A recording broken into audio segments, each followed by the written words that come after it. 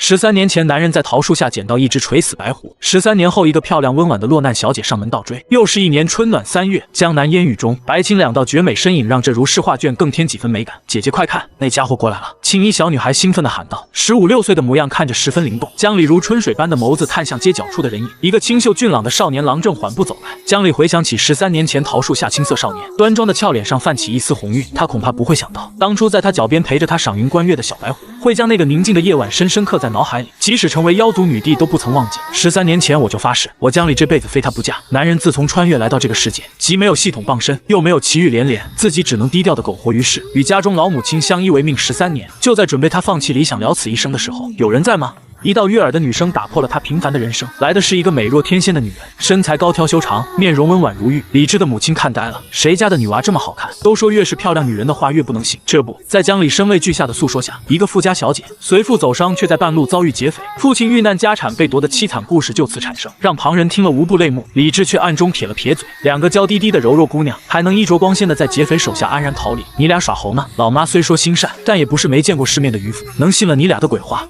杵着干什么？还不快将两位姑娘迎进来！谁知道早就被感动得稀里哗啦的老太太狠狠地瞪了一眼儿子。就这样，江里姐妹俩安然地住了进来，而自己也让出了自己的房间，与弟弟小黑挤在了一起。自从这对姐妹花住进来后，老太太每天都笑呵呵的，好吃好喝的供着这两个小丫头。特别是对江里这丫头的家事摸得门清，得知她未曾婚配后，更是笑得合不拢嘴。老夫人对咱俩真好。白灵一边吃着点心，一边感慨老夫人的善良。对啊，真好。江里转头看着对角房间里坐着的青年，阳光照在他的脸上，带沾一种温润如玉的清透颜色。是呀，真好看。江里脸颊微微泛红。就在女孩打量理智的同时，她也在偷偷观察着江里。毕竟家里进来两个女人，老妈不觉得有问题，但自己却不能不当回事。只不过看了一下午，也没看出什么问题来。大的温柔贤淑端庄雅静，小的机灵古怪娇俏可人，远比那些自诩大家闺秀的千金大小姐们惊艳太多。换做任何一个正常的男人，都不免升起一些其他的心思。他眯着眼睛细细地打量着江里，尤其在他那双纤细修长的玉腿上流连许久。看什么看？你这个登徒子！小丫头白灵不知何时出现在他的旁边，恶狠狠地盯着理智，再看挖了你的眼睛。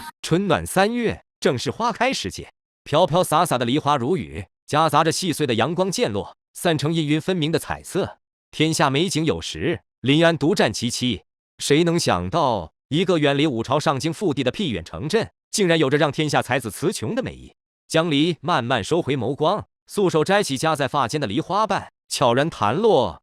姐姐，那家伙过来了。江离身后还站着一个身穿粉白色鎏金裙的小姑娘，15、16岁模样，看着娇俏机灵。江离如春水般泛着粉意的眸子微微睁大，看向远处街角转过来的人影，清秀俊朗，翩然如玉，那双眼眸就像云月之间的星辰，文雅而深邃。江离端庄雍容的俏脸上闪过一丝罕有的局促神色。小玲，准备好了吗？白灵兴奋地比划着小拳头，戏文里写的英雄救美呗。放心吧，为了今天这事，我可是逛遍了临安城的勾栏戏院，还请了好些厉害先生虚心求教过的。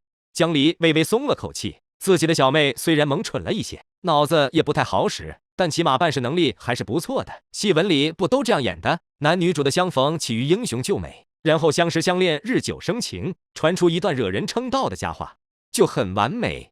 你们几个赶紧动手！白灵挥了挥动小拳头，旁边的角落里顿时窜出来好几个大汉。待会你们就扮作劫匪，很凶的那种。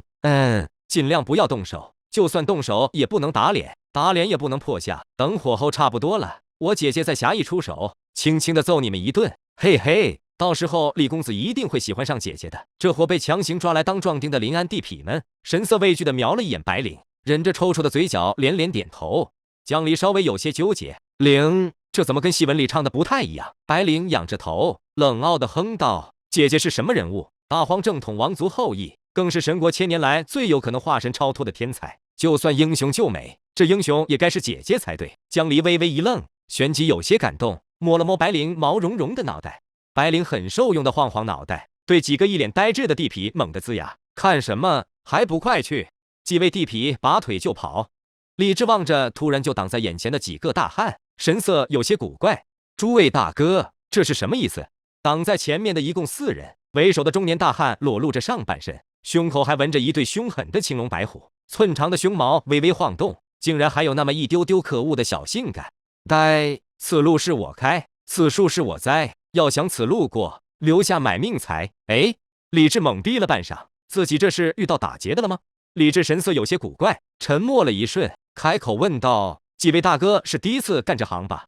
你怎么知道？”大汉愣了愣，下意识问道：“呵，小弟其实对打劫这行也是略有研究。看大哥这老套的开场白，一听就知道没什么经验。”李治一撩衣袍，拉着大汉就地蹲下。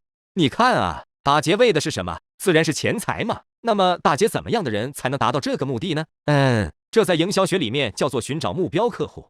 你看看小弟，穿着10文1匹的粗布，穿着5文2双的千纳底，都跟脸一样干净。作为打劫的客户目标，明显匹配度不高。李治四处张望，你再看看那边的2位小姐，金玉簪花，江南绣缎，单那柄蜀中的摇扇，就够买下临安的小半条街了。还别说，似乎还蛮有道理。大汉挠挠头，却看见那位正在被李治评论的小丫鬟远远晃了晃拳头。大汉猛地惊醒，你特么跑老子这里上课来了？废话少说，身上的贵重东西全部拿出来，不然休怪我们兄弟不客气。大汉唰的一声跳起来，露出囚禁的臂膀，恶狠狠威胁道。李治有些无奈，好吧，如果你并非图财，只是想过一把当劫匪的瘾，那么自然不需要考虑客户是否有钱。但身为一名合格的劫匪，除了会选择合适客户群体之外，还得懂得另外非常重要的一点。好有学问的样子。大汉一脸好奇，就是选择适合打劫的地点，比如人迹罕至的荒山，比如易守难攻的关隘，偏僻一点的巷子虽然很 low， 但也勉强可以。李治转身指着几步之外的巍峨府门，一脸福气。我就觉得，到底有多豪横，才让你们选择县衙门口动手的？这样不仅成功率很低，还有将自己搭进去的风险。大哥，你觉得呢？大汉神色一呆，就看到李治一脸微笑的朝着县衙门口的几位衙役挥挥手，神色说不出的亲切友好。眼瞅着疯狂逃窜而去的混混，李业一脸不屑的拍拍手，能耐，纹个身就进黑圈了，还学人家劫道儿。李治气了一声，转身走进了县衙。就在年前，原本啃老等死的李治被老母亲逼着参加了乡试，结果老李家祖坟冒黑烟，还真让他拿了个秀才回来。这下老太太的心思顿时活泛起来，一天天猪肾羊腰子变着花样，一门心思让老李家出个状元。结果老太太还是低估了9年义务带给一个正常青年深远的心理阴影。得了秀才之后的李治回家便往床上一瘫，翻着白眼，打死都不动弹。要说也是，上辈子啃了小几十年的书本，结果穿越了还天天看书学习，给谁受得了？没办法，四体不勤的李治在家混吃等死了2月，终于被老母亲赶出了家门。想着在县衙某个差事悄然给门口的衙役塞了点好处之后，李治一路进了后衙，终于见到了那位临安县的父母官的下属，临安县的3把手司城王某，一个长着8字胡老鼠眼，面相猥琐的老大爷。老大人，学生太平向李治，咱前几天见过。李治笑嘻嘻地凑上前去，从袖口摸出一个小小的钱袋，毫无痕迹地压在了书本下面。哦，李秀才，老夫记得。原本神情高冷的王思成顿时眉开眼笑，褶皱的老脸像一朵怒放的菊花。呵，找老夫何事啊？轻轻摁了摁书本，脸上的热情顿时消散了一些。鉴于大环境如此，本站可能随时关闭，请大家尽快移步至永久运营的换元 app，HUMYUA@pp.org。李治神色恭敬，学生这个秀才不过是诸位上官的错爱罢了。想着既然得了这个头衔，便须以身为报，为我临安县添砖加瓦，建设新县城，一路奔小康。奈何投路无门，一把子力气无从使唤。前几天一位捕头大哥和我吃了几杯酒，说起衙门还缺个撰写文案的文书，所以学生想看有没有可能。哦，王思成摸着胡子，心色了然，确实衙门事务繁忙，确实缺少一个撰写文书的人。不过文书一职虽小，但好歹也是皇家的饭碗，也不是那么容易就能端上的。当然，老夫知道李秀才有这个本事，但盯着这个位置的人也不在少数。你这般作为，实在让老夫为难啊！说着长吁口气，面色作难。李治挺直腰背，深以为然，却是小民考虑不周，小民惶恐至极呐！说着一个哆嗦，袖口处顿时掉出一个钱袋，砸在砚台旁边。这件事倒还有会还的余地，只不过老夫得提前疏通关系，怕是得些时日。李治拍了拍衣摆，脚尖轻轻一勾，又一个钱袋悄无声息地滑进了桌角后面。都是同僚，其实说来也简单，不过老夫得向县令大人禀告一番，毕竟衙门天位，算不得小事。吧唧，果然，不管在哪个朝代，银子永远是大爷。李治走出衙门，神色唏嘘。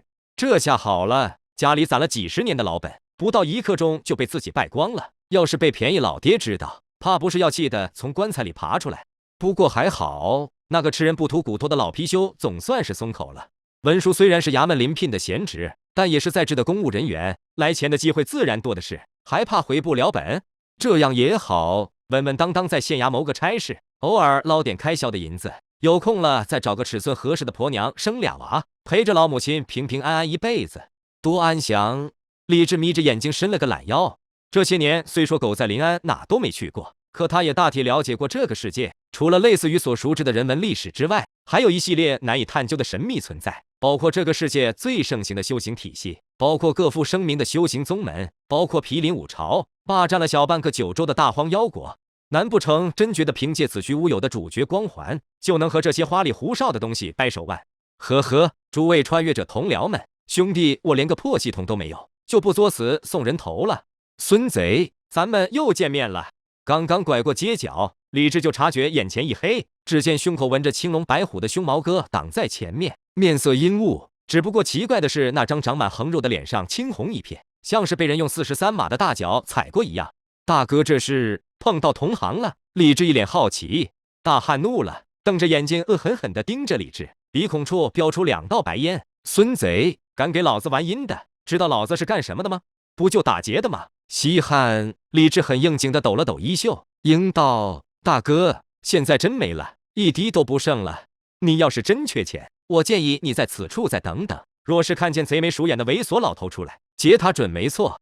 目前用下来，听书声音最全最好用的 App， 集成4大语音合成引擎，超100种音色，更是支持离线朗读的幻乐神器。还原 App.org 幻乐 App。大汉一把揪住李治衣领，怒道：妈了个巴子的，真以为老子差你那3瓜2枣？要不是有草，跟你丫废什么话？先揍你一顿再说。大汉恶狠狠地骂道，沙包大的右拳抡起，就朝着李治脸上落下。但很快他就想起之前那女人的交代，教训这小白脸可以，但不能破相，索性拳头下移，砸向李治胸口。好吧，果然不是图财，就是单纯的想揍我。李治叹了口气，穿越过来这么多年，他早就发现这个世界远不如自己想象的简单。为了能平平安安活下去，不至于让穿越生涯流产，他向来规规矩矩，能苟则苟。可终究是自己太优秀，走到哪都闪着光，惹人记恨。好吧，不玩了，老子摊牌了。李治微微眯起眸子，气沉丹田，体内气息崩裂，舌战惊雷。救命啊！杀人了！大家快来看呐！大汉砸出去的拳头僵在半空，随着李治一声喊叫，他察觉周围好几十道目光直溜溜落到了自己身上，目光中还带着审视和警惕，更有不少人已经开始朝着衙门方向张望了。妈的，跟老子耍流氓呢！老子才是流氓好不？趁着大汉愣神的功夫，李治一个扭腰挣脱，拔腿就跑。远处，刚刚准备英雄救美的江离停下脚步，小丫头白灵更是一个趔趄，差点没一头栽倒。姐姐也真是，怎么会看上这种男人？一点没有男子汉骨气。白灵龇牙咧嘴的指着李治：姐姐，你看到了没？他竟然喊救命！江离嘴角微微弯起一个好看的弧度。李公子虽然很厉害，但说到底不过是一个不懂修行的普通人，何至于为了义气与脸面，白白遭受皮肉之苦？呵呵，他可不知道有我这位英雄站在边上等着救美。江离好看的眸子盯着远处疯狂逃窜的李治，眼神如春水一般温柔。而且你不了解他的，这只是他面对这个世界伪装出来的壳而已。这层看似轻佻无赖的外表下，可是藏着一颗足够深沉细腻的心。江离微微抬起下巴，脑海中闪过13年前那个独坐在梨花树下对月空吟的少年身影，那种孤独、怅然，对某个不为人理解的故乡的怀念，和对这个让他感到畏惧的世界深深的温柔。他恐怕不会想到，当初卧在脚边陪着他赏云观月的小白狐狸，会将那个夜晚深深地刻在脑海，即使回到大荒，走上妖族巅峰都不曾忘记。我喜欢他的，一直都喜欢。江离空灵的目光带着认真。13年前的那个晚上，我就发誓，我江离这辈子要嫁的只会是他。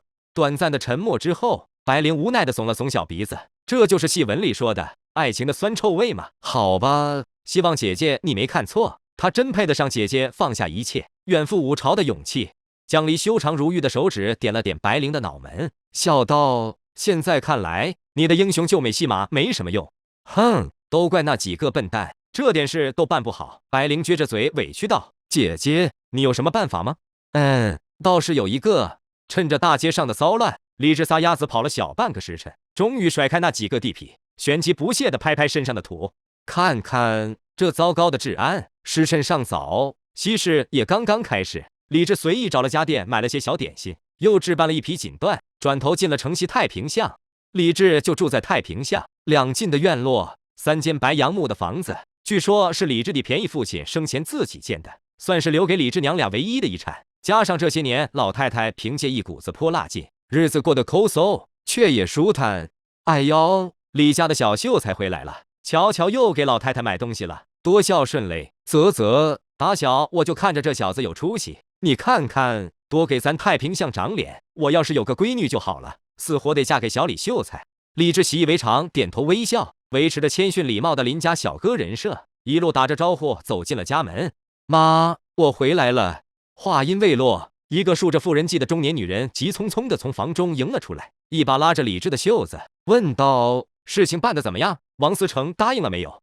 放心吧，我既然出马了，就没有办不成的事。李治将手上的点心塞到妇人手上，就算不相信你儿子，也得相信那几十两银子吧。李治一把搂着女人肩膀，笑呵呵道：“要儿子说，何必非要运作劳什子的衙门文书，留给你改嫁多好。瞧你年纪也不小了。再耽搁下去，可就没人要了。小兔崽子，怎么跟你娘说话呢？”妇人瞪着美眸，朝着李治胳膊狠狠地拧了一把。老娘当年也算是艳名远播的美人，就算上了年纪，那也是风韵犹存。想娶老娘的男人，都能从西城排到东城。哼，倒是你小子，眼看过了加冠的年纪，却还不能让人省心。拿了秀才，虽说让为娘长脸，可若是没一份稳定的活计，拿什么养家糊口？你那死鬼老爹留下的东西，迟早有败光的时候。到时候看谁家的姑娘愿意嫁你，老娘还怎么抱孙子？李治举手投降，每每和老娘斗嘴，总是不到几个回合就要败下阵来。没办法，结婚生死这事看的是缘分，自己好歹也是锦鲤体质的穿越者，就算没有争权夺利、青史留名的野心，至少也得美人在怀，纵享肾衰之乐不是？难不成真为了那些苟且事，随便找个尺寸合适的凑合？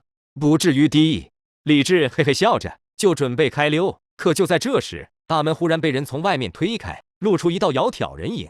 有人在吗？来的是一个女人，准确来说，是一个非常好看的女人，身材高挑修长，披着淡紫色的流彩霓裳，白皙的脖颈上系着霞帔，裹着及腰的3000青丝。至于面容，那种特殊的美感，李治竟然一时间找不到合适的词来形容，反正就是温婉如玉，雍容秀雅，既有大家闺秀的文静端庄，又带着一缕微不可察的金高贵气。这位姑娘，你这是？老太太愣了愣，心道谁家这么好看的女娃？见过老夫人，见过公子。女人微微做几礼，神情娇柔，让人忍不住心生怜惜。小女江离，这是我的妹妹白灵。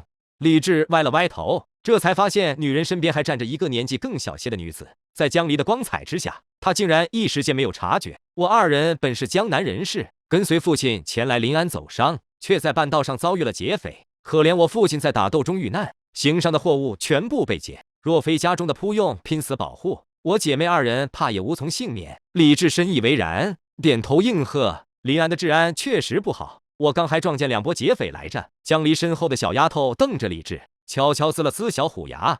我姐妹二人身无分文，在临安又无亲眷，一时不知何处安身才好。江离用袖子沾了沾脸颊，泫然若泣。大娘，不知道我姐妹二人能否在府中叨扰几日，等我想办法联系江南族人。李治暗中瘪了瘪嘴，江南的客商什么时候愿意来临安这种靠近五朝北方的边陲之地了？而且临安虽然是个郡县，但因为靠近大荒的缘故，大有发展成西北重镇的趋势。但他知道守卫在临安县外的武装力量顶得上一个师级单位，这种地方能有劫匪？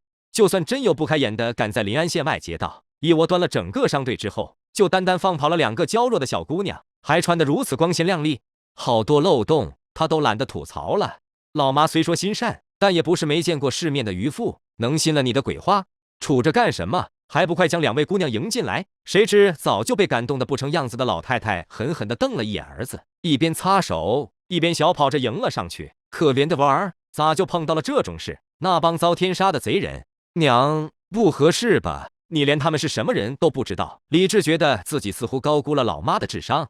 怎么不合适？两个小姑娘已经这般悲惨了，你难道还置人家于不顾？你好歹也是读了几天书的秀才，怎么能这般丧良心？老太太怒了，一手叉腰，一手指着李治，还不快滚回屋，把你的房间收拾出来，让两个小姑娘住。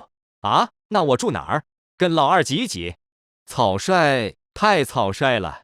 就这么让两个陌生女人进了家，老妈你的睿智呢？精明呢？难不成长得好看就是好人了？要这么说，自己这张妥妥临安县草的脸，朝廷不得颁发个好人牌坊？李治苦着脸搬出了自己的房间，走进了旁边空置的偏房。也就是他弟弟的房间。看什么？连你都要跟我抢地盘？李治刚进门，就看到趴在门口哼哧哼哧吐着舌头的小黑狗，抬脚就踹了过去。值得一说的是，此弟弟非彼弟弟，老太太口中的老二，不过是早年间领养的一只狗而已。呜呜！小黑狗缩了缩脖子，躲到了一边。江离进门之后，最开心的莫过于老夫人李氏。年纪大了就好唠叨，而每次唠叨的时候，李治总会找各种理由躲开。这下好了，清冷的家里新添了两个小姑娘，顿时满足了老太太家长里短的爱好。鉴于大环境如此，本站可能随时关闭，请大家尽快移步至永久运营的换源 App HUMYUA@pp.rg。江离氏了，在农门临安，江这种姓氏还真不怎么多的哩。李家虽说小门小户，但也是热心肠的人。最见不得受苦受灾的是，农姐妹俩既然来了，那就安稳住下，有什么需要给婶婶说。小的罚哦，我家那小子不用理他，他老子活着的时候就是我做主，就算他老子死了，也轮不到他这个小崽子说话。小黎今年多大了？19啊，可曾婚配？不曾啊。哦哥，家里还有什么人吗？都没了，只剩下几房远亲。么的是，以后婶婶就是农的亲人哩。老太太聊着聊着，抹了一把发红的眼睛。饿了吧？你俩先休息会，婶婶给你俩做好吃的去。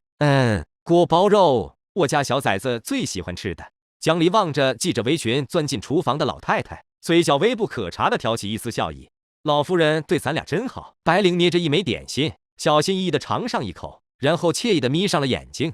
对呀，真好。江离转头，隔着半开的窗户，他可以清楚地看到对角房中斜倚在床上的青年，阳光打着他的侧脸，带着一种温润如玉的清透颜色，真好看。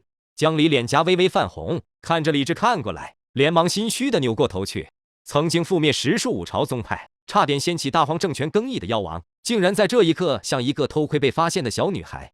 姐姐的办法虽好，但也只是住进了李家而已。接下来我们该怎么办？白灵揪着小辫子，有些疑惑。不就是想让李公子喜欢上姐姐吗？何必这么麻烦？凭姐姐的美貌，稍微施展一点魅惑之术，绝对能让那家伙俯首贴耳地爱上姐姐。江离瞪了一眼白灵，旋即感叹道：你还小，等你长大了自然会明白，爱情不是一具唯命是从的傀儡躯壳，而是一颗能将你装进去的心。白灵瞄了一眼江离，忍不住挺了挺胸脯。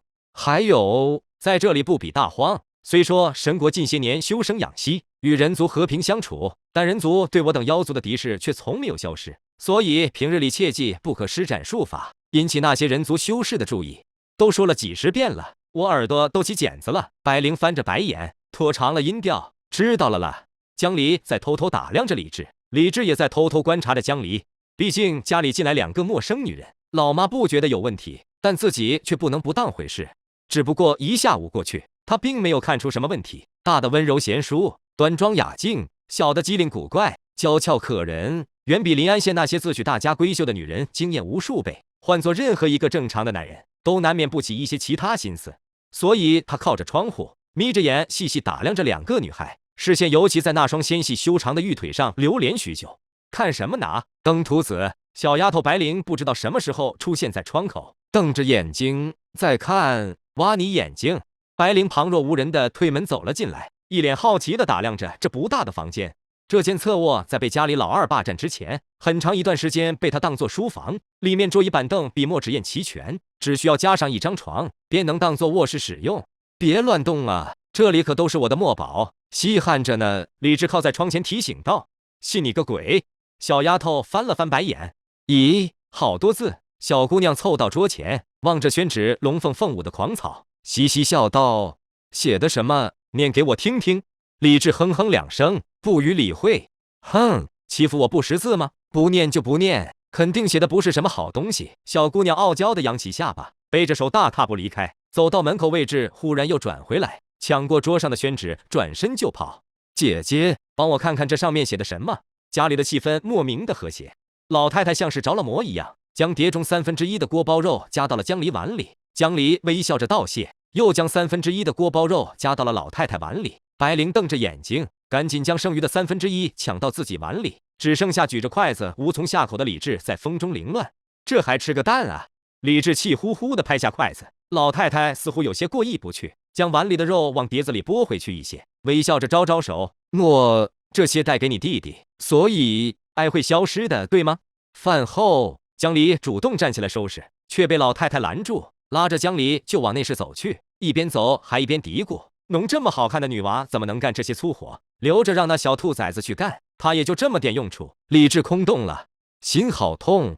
2-3天下来，李治的家庭地位持续暴跌，反倒是2个莫名其妙混进来的女人日渐得宠。李治惊恐地发现，自己老太太眼里除了江离和白灵之外，就只剩下老二那条狗了。他有时候甚至都在怀疑，这俩女的该不是老太太年轻时犯下的错误？白灵性子跳脱，机灵古怪，甚至还有些自来熟。几天下来，俨然将自己当成了李家的小主人。而性格温婉的江离正好是另一个极端，说2句话都会脸红，都不敢正眼瞧自己。兴致大发的李治立马来了个5秒死亡凝视，差点没让小姑娘晕过去。还别说，挺好玩。时间就这么过去了5天，衙门里并没有传来任何消息，既没有文书特聘的公文，也没有王思成的召见，甚至于连个传话的人都没有。原本信誓旦旦的李治顿时等不住了，那老王八蛋不会放我鸽子吧？李治想了想，也不耽误，直接去衙门找王思成，结果连大门都没让进。无奈之下，李治只能守在县衙门外，一直等到天色将晚，才看到醉醺醺的王思成出了大门。王大人，李治急忙迎上去，恭敬问道：“学生太平向李治，见过王大人。”“哦，李秀才啊，本官记得你。”王思成摸着胡子，打了个9嗝，“找本官何事呀？”“呵呵，就是前些天跟大人说过的关于文书的事。”李治压低了声音问道：“学生什么时候来县衙报到呢？”“文书？什么文书？”王思成皱了皱眉头，旋即恍然道：“哦，想起来了，你说的是县衙空缺的文书一职。哎，老夫正想跟你说这事。”李治心里莫名咯噔一声，老夫之前确实答应了你，也为此东奔西跑多日，总算是有了眉目。可谁料到就在昨日，上头亲自安排人接任文书一职。王思成叹了口气：“老夫虽说很想替你拦下来，奈何那是县令大人亲自举荐，老夫毕竟只是小小司城，很多地方还得遵照上头2位大人的意思。”李治懵了，不过你也不用灰心，能考中秀才，说明你也是有真才实学的人。假以时日，临安县衙必然有你一席之地。王思成拍了拍李治肩膀，安慰道：“等下次有空缺的岗位，老夫一定举荐你。”阿雷，眼看王思成要走，李治急了：“大人，还有件事，您是不是忘了？”“什么事？”王思成转过身，疑惑地看着李治：“这个老六是没办成，钱的事倒是一个字都不提。”李治咬咬牙，犹豫了一下，有些蛋疼的摆摆手：“哦，没事了，思成大人慢走。”王思成笑呵呵的点点头，转身上了轿子。风淡云轻，岁月静好。李治却欲哭无泪，不仅没捞着文书职位，连老妈改嫁的家底都赔了进去。谁再说穿越者有主角光环，虎躯一震就能美人在怀，钱权两收，老子定赏他一脸老痰。揉了揉突突跳动的脑门，李治转身往家里走去。回去后该怎么给老妈交代？就他那抠门的性格，若是知道自己弄丢了家里仅有的50两票子，会不会当场和自己断绝母子关系，亦或者跑去南山把老爹刨出来大哭一场？有可能。要不要提前把老爹刨出来，换个地方先？李治怎么还没回家？晃悠什么呢？同住在太平巷的乔安从后面跑上来，拍了一把李治的肩膀，问道。乔安比李治大2岁，年前托关系进了县衙当了捕头，也算是捧上了公家的饭碗，平日里游街串巷，狐假虎威，好不自在，据说逛窑子都能打折。李治之所以想进体制当个文书，也是受了这货的影响。没事。李治无精打采，一副渗透着的表情。乔安搂着李治肩膀，既然没事，陪我喝2杯。2人晃晃荡荡一路，找了个小酒馆坐下，2、3杯下肚，心情慢慢也好了些。听说沈娘收留了俩落难富家小姐，长得水灵灵的，怎么还没拿下吗？乔安嘿嘿笑道：“就你这小白脸模样，不至于一个都吃不到吧？我可是正经人，能干那么不正经的事？别瞪我，哥哥也是好心提醒你，你现在也到了结婚生子的年纪，2个黄花闺女住在同一个屋檐下，你如果还无动于衷，怕真是禽兽不如了。再说沈娘明显拿那俩丫头当儿媳妇养着。”打住打住！李治赶紧拦住乔安，别说我了，说说你吧。我有什么好说的？就那么点破事，平日里巡街走巷，完了跟同衙的伙计喝酒吹吹逼。哦，对了，前些天来了一个新文书，说是过几日在香月楼做东请客，我还得去应付一番。新章节更新迟缓的问题，在能换源的 App 上终于有了解决之道。这里下载换源 App.out 换源 App， 同时查看本书在多个站点的最新章节。李治眉头微动，新文书？就前些日子跟你提过的事，衙里缺一个撰写文案的文书，这不，前天就已经安排人到岗了，挺年轻一小伙。乔安随口应道：“哦，听说还是王思成的远房侄子，这事就是他亲自督办的。”李治刚刚提起酒杯，忽然顿住：“姐姐，你干什么呢？”白灵嘴里叼着糖葫芦，蹦蹦跳跳的凑过来。江离放下手中的宣纸，娇俏温软的脸上带着恬静的笑容。之前一直觉得李公子了不起，却不曾想到他还是位儒学大家。江离指着宣纸上的字：“你不是想知道这上面写的什么吗？”白灵歪了歪脑袋，有些好奇的凑过脸来。这是一首词。江离朱唇轻启：“长羡人间卓玉郎，天鹰奇雨点苏娘。尽道清歌传皓齿，风起雪飞沿海变清凉。”江离轻轻诵读着宣纸上的词句，心中不觉闪过那道轩云如盖的风华青年，何须艳羡？他不就是人间卓玉郎吗？如果上天应允，自己宁愿舍去大荒王权，舍去一身道通，去做他的点苏娘。万里归来颜愈少，微笑笑时犹带林花香。试问临安应不好，却道此心安处是无香。纤纤玉指点在宣纸上，淡淡的墨迹在指尖盘旋，带着让人沉醉的墨香。此心安处，也是我心安处。李郎，白灵恍然点头，听不懂，转头又去啃他的糖葫芦。相比晦涩难懂的人间诗词，还是人间美味更吸引他。贪嘴，江离嗔道，转头看了眼逐渐上升的弦月，微微蹙眉：“李公子到现在还没回来，不会有什么事吧？”灵，你去看看。好了好了，真是的，姐姐也太偏心了。白灵背着双手，无聊地踢着小石子。大半夜的，让我一个小姑娘出门找人，我也会害怕了啦。讨厌鬼李治，大半夜不回家，跑外面鬼混。白灵嘀嘀咕咕骂道。小小的琼鼻轻微嗅了嗅，转头钻进旁边的巷子，轻巧地窜上了一栋小阁楼。巷子深处，某座宅院门外，一个年轻身影鬼鬼祟祟地缩在墙角，旋即抻着脖子四处张望，发现四处无人，抖手就将手上的板砖扔了进去。老王八蛋，让你坑老子钱，砸不死你！狗日的老绿毛，生孩子没屁眼，娶媳妇搞破鞋，屁股长痣，脑袋长疮，我毙你毙了个毙的！一阵含妈量极高的国粹，随着2块青石板砖就这么精准地甩进院子里。很快，院子里传来一声怒骂和由轻变重的脚步声。青年恶狠狠地啐了口痰，拔腿就跑。白灵有些懵逼，这人是李治，自己不会看错了吗？揉揉眼，没错，可怎么感觉有些猥琐？抬头看了看并不高的院墙，还有墙角的堆砌的板砖，白灵禁不住歪了歪脑袋。往别人家远离撂板砖很好玩吗？心想着，随手捡起一块砖头一扔，板砖划过一道好看的弧线，准确地落入院子当中。随之里面传来一道闷响，还有一声似乎是国粹语言的惨叫。还别说，确实挺好玩哎！白灵乐了，手指轻轻挑动，周围大大小小的板砖碎石就这么一股脑飞上了天，如同漫天流星一样坠进了宅子里。小丫头还觉得不过瘾，手指一点宅门外的镇宅石狮子，眼瞅着2个骇人的石疙瘩凌空飞去。李治鬼鬼祟祟地跑出去取酒，看到没有人追过来，才微微松了口气。虽然发泄了不少，但一想起被那老王八蛋骗去的银子，他仍旧感觉吃了翔一样难受。妈个鸡，老子迟早报着一坑之仇！呸！骂谁呢？一道轻飘飘的声音从旁边传来，李治头皮一麻，一股凉气瞬间从脚底板窜上了天灵盖。等看清楚来人后，顿时当场破防。我操！大半夜不知道会吓死人啊！李治拍了拍胸口，终于松了口气。你出来干什么？天这么黑，不害怕吗？怕？鬼见了我都得绕着走，我有什么好怕的？白灵背着手，昂着下巴，挺着并不怎么明显的小胸脯，一脸的傲娇。要不是看这么晚，姐姐担心你，本姑娘才懒得出来。这话说的，你一个毛都没长齐的小嫩萝有什么用？真有什么事，怕不得拖累我才好。李治摸了摸鼻子，绕开小丫头往家走去，说：“是不是去哪里鬼混去了？老实交代。”小丫头眼中闪过一丝狡黠，跟在李治身后逼问道：“关你屁事？赚钱！”回到家后的李治当即在宣纸上写上了2个大大的字：“龙飞凤舞，好不潇洒。”但该怎么操作呢？李治躺在床上，一时间有些无计可施。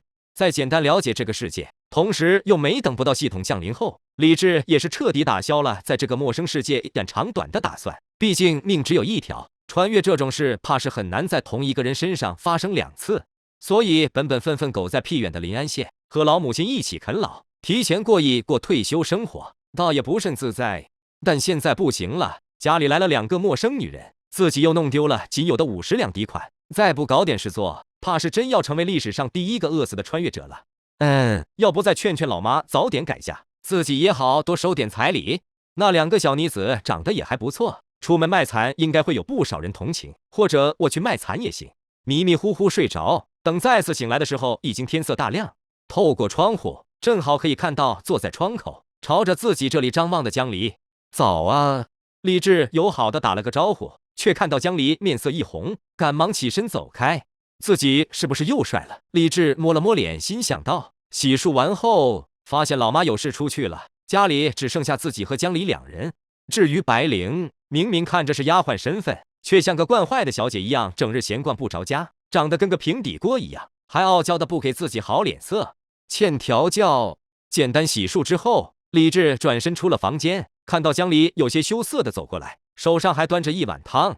李公子，今日沈娘有事外出，我就借用厨房熬了点汤，你尝尝。李治温和笑了笑，没想到大商家的小姐竟然也会熬汤，看来是我见识短浅了。低头接过汤碗，眉头无来由一跳。话说这白里透着黄，黄里透着黑，黏糊糊带着一股子腥涩味道的玩意，真的能喝吗？而且还有没化开的疙瘩，不会有死老鼠吧？无端的想起某个大郎喝药的老梗。再抬头望着羞涩中带着期待，期待中又带着窘迫的江离，李治终究不忍心拒绝。还能喝死人咋的？咬咬牙，端起汤碗抿了一口，只感觉一股怪怪的味道直冲咽喉，就像是陈年的臭豆腐汤混进去了2弟的粑，然后又进行1整年发酵之后的味道。鉴于大环境如此，本站可能随时关闭，请大家尽快移步至永久运营的换源 App，HUYUA@pp.org， 就很酸爽。你做得很好。李治一本正经地放下碗，以后不许做了。谢谢。李治都有些佩服自己，这种人间毒药都能喝得下去。眼看着江离面色羞赧，神色窘迫到了极点，倒是让李治有些尴尬了。自己话说的是不是重了点？毕竟江姑娘长得跟仙女一样好看，仙女不会熬粥才正常嘛。就在这时，外面巷子里忽然传来一阵喧哗声。李治好奇地走出去，正巧碰见一队穿着捕快制服的人快步走了进来。怎么回事？搞这么大阵仗？李治好奇地打量着来人，带队的是一位面容黝黑、肩宽体阔的大汉。李治认识这人，是临安县衙的捕头，名叫铁流，是一位非常厉害的人物。据说这些年临安发生的案子，大多是铁流一人破的。你就是李治？铁流停下脚步，盯着李治问道。这伙人是冲自己来的？李治愣了愣，正是小民，不知铁捕找小民有什么事吗？铁流眯了眯眼睛，昨夜有贼人闯入王思成府宅闹事，家丁仆从伤了不少，就连王思成都不幸断了腿，这事你可曾知晓？阿雷！李治愣住了，王思成家被人砸了，还被打断了腿，自己不就扔了2块板砖吗？能有这种威力吗？难不成10几年过去了，金手指系统终于连接了？核弹板砖？看样子你是知道了。铁流一挥手，带走。李治顿时急了，铁捕头，这其中是不是有什么误会？我一个手无缚鸡之力的文弱书生，走2步都冒汗，哪有打砸别人府宅的本事？更别说还是王思成的宅子。天可怜见，我真的只扔了2块板砖，就2块，有没有误会？带回去问查之后，自然会知晓。带走。李治想要反抗，可在几位捕快的拖拽之下，根本没有任何还手之力，就像一只褪了毛的小鸡一样，眼看就要被拖出巷子。不行，老妈若是知道自己被拎走了，依照她的暴脾气，不得提着砍刀找县衙的这帮家伙拼命。正着急着，瞥见从门口走出来的江离，李治顿时眼睛一亮，急忙喊道：“江离，你在家照顾好我妈，让他老人家不用担心，我很快就会回来的。”江离看着李治，逐渐松开已然握拢的袖拳，郑重地点了点头：“放心吧，你不会有事的，我不会让你有事的。”县衙当中，王思成的惨叫一声接着一声，死妈一样的撕心裂肺：“王八蛋，王八蛋！老夫饶恕了你，饶恕了你！刁民，该死的刁民，敢如此对待老夫！爱邀请典，我操，胆大包天啊，目无法纪啊，不讲武德啊！哪有大半夜往人家里扔板砖的？还不是1块2块，是一堆2堆呀！好吧，扔板砖老子也认了。可你把我门口的2个石狮子扔进来是怎么回事？要不是老子躲得快，怕是坟头都已经长草了吧？”王思成抱着断腿暴跳如雷。就在昨夜，好不容易有了兴致的王思成，想着跟家中新纳的小妾交流交流，一阵擦枪上膛勉强塞进去的时候，忽然听到院中传来的一声惨叫，毫无防备之下，不禁一个哆嗦，顿时索然无味。主要是刚有感觉的小妾怯怯地问了一句：“老爷，开始吧。”“不，我已经结束了。”恼羞成怒的王思成提着裤子冲出房门，想看看究竟是哪个不长眼的东西敢叨扰自己的兴致。结果刚出门就看到一块板砖飞过，端的一声落到脑门上，然后眼前一黑，短暂的眩晕之后，他暴跳如雷地指挥着家中仆从冲出去，将该死的刁民抓起来碎尸万段。结果命令下达了一半，就看到一个巨大的黑影冲天而起，在自己视野中越来越大。那个该死的李治抓住了没有？一定是他，一定是那个小王八蛋！王思成躺在担架上，愤怒地嘶吼着，上手位置。临安县主簿孙简真摸着胡子，模样忍俊不禁。王思成，你怎么就肯定凶手是那位李治？可有什么证据？王思成一滞，他自然不能说骗了李治银子的事，但近些日子有过恩怨的，也只有李治一人而已，除了他还有谁？据本官所知，李治是宿州学府钦定的秀才，算是半个儒家子弟，应该不会行此粗鄙之事。孙主簿笑着说道：“还有贵府门口的2只石狮子，老夫可是见过不止一次，其重量怕是1000斤有余。他李治体态松弛，明显不是修行中人，怎么会有这般擎顶之力？”王思成愣了愣，难道真不是那小子？昨日刚刚玩了李治一手，晚上就被人一通乱砸，先入为主之下，让他认定了凶手就是李治。但现在想想，李治一个四体不勤的文弱书生，怎会有搬动石狮子的武力？可除了他还能有谁？西城当铺的刘老板，百花楼的青梅姑娘，还是回春药铺的孙掌柜？咦，自己何时得罪了这么多人？是不是李治？抓回来问问便知。如果不是他，本官自然不会多加刁难。如果真是那小子，王思成面色阴翳地回道。孙主簿摸摸胡子，微眯着眼睛不作声了。他毕业于太学，受教于夫子，可是正儿八经的儒家子弟，李治能得中秀才，也算是和儒家小有渊源，他自然乐意帮上一把。当然，如果真的是那小子犯事，该如何，自然还是如何。很快，李治就在铁流的带领下出现在县衙大堂，活动了一下被拉扯得有些酸痛的手臂，李治才开始打量起大堂上的人。那个面色儒雅、身着皂袍的中年男人之前见过，应该是临安县的主簿孙简真了。瞧着倒是有儒家读书人的骚气，据说是曾求读于太学的正统儒家子弟，老师是5朝巨擘之一的夫子，是大腿实锤了。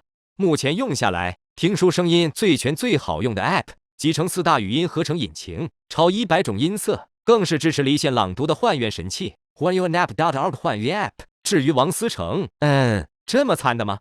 只见半倚在位子上的王思成面色惨白，脑门上缠着纱布，一条腿搭在凳子上，固定着主板，小腿处还滋滋冒着血，凄惨得很。心里的忐忑和不安竟然不翼而飞，甚至还有些想笑。主簿思成大老爷依旧很神秘，外加上捕头，还有一众捕快，架势很足，很有威严。李治二话不说，当场跪倒，声音凄厉惨烈，死妈一样。大人，小民冤枉。王思成张了张嘴，刚刚吐到嘴边的话被强行憋了回去，原本苍白的脸顿时涨得通红。本来不打算说话的孙简真嘴角微微挑起，露出询问的意思。你这冤枉从何说起？李治神色悲愤，像是被一群赤条条的汉子强自摩擦的小姑娘一样，甚至还强行挤出了几滴眼泪。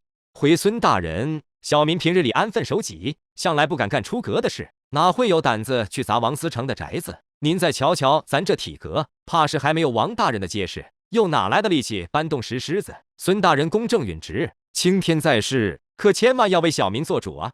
李治摆出一副你给我一拳，我能哭一天的架势，指着一边的王思成：“王大人，不知小民哪里得罪了大人，竟然让大人记恨在心。如果是因为您不想还借我的银子，那不还就是没必要借着这种吓人的事来敲打小民。小民只是个文弱书生，胆可小了。”大堂内默然一静。你胡说八道什么？谁借你钱？你血口喷人！要不是断了一条腿，王思成绝对能当场跳起来，用自己40码的大脚踹李治这张小白脸。眼下只能面色发青，双目通红的瞪着李治。啊，不是因为这事吗？李治微微一愣，顿时拍着胸口松了口气。小民还以为昨日找大人讨要银子的事遭了大人记恨呢。坐在大堂首位的孙主簿扫了一眼气急败坏的王思成，又看向神态做作的李治，微微眯了眯眸子。儒家子弟养一口浩然正气，但这小子虽然与儒家有染，却有着儒家弟子没有的精明与奸猾，倒是有趣。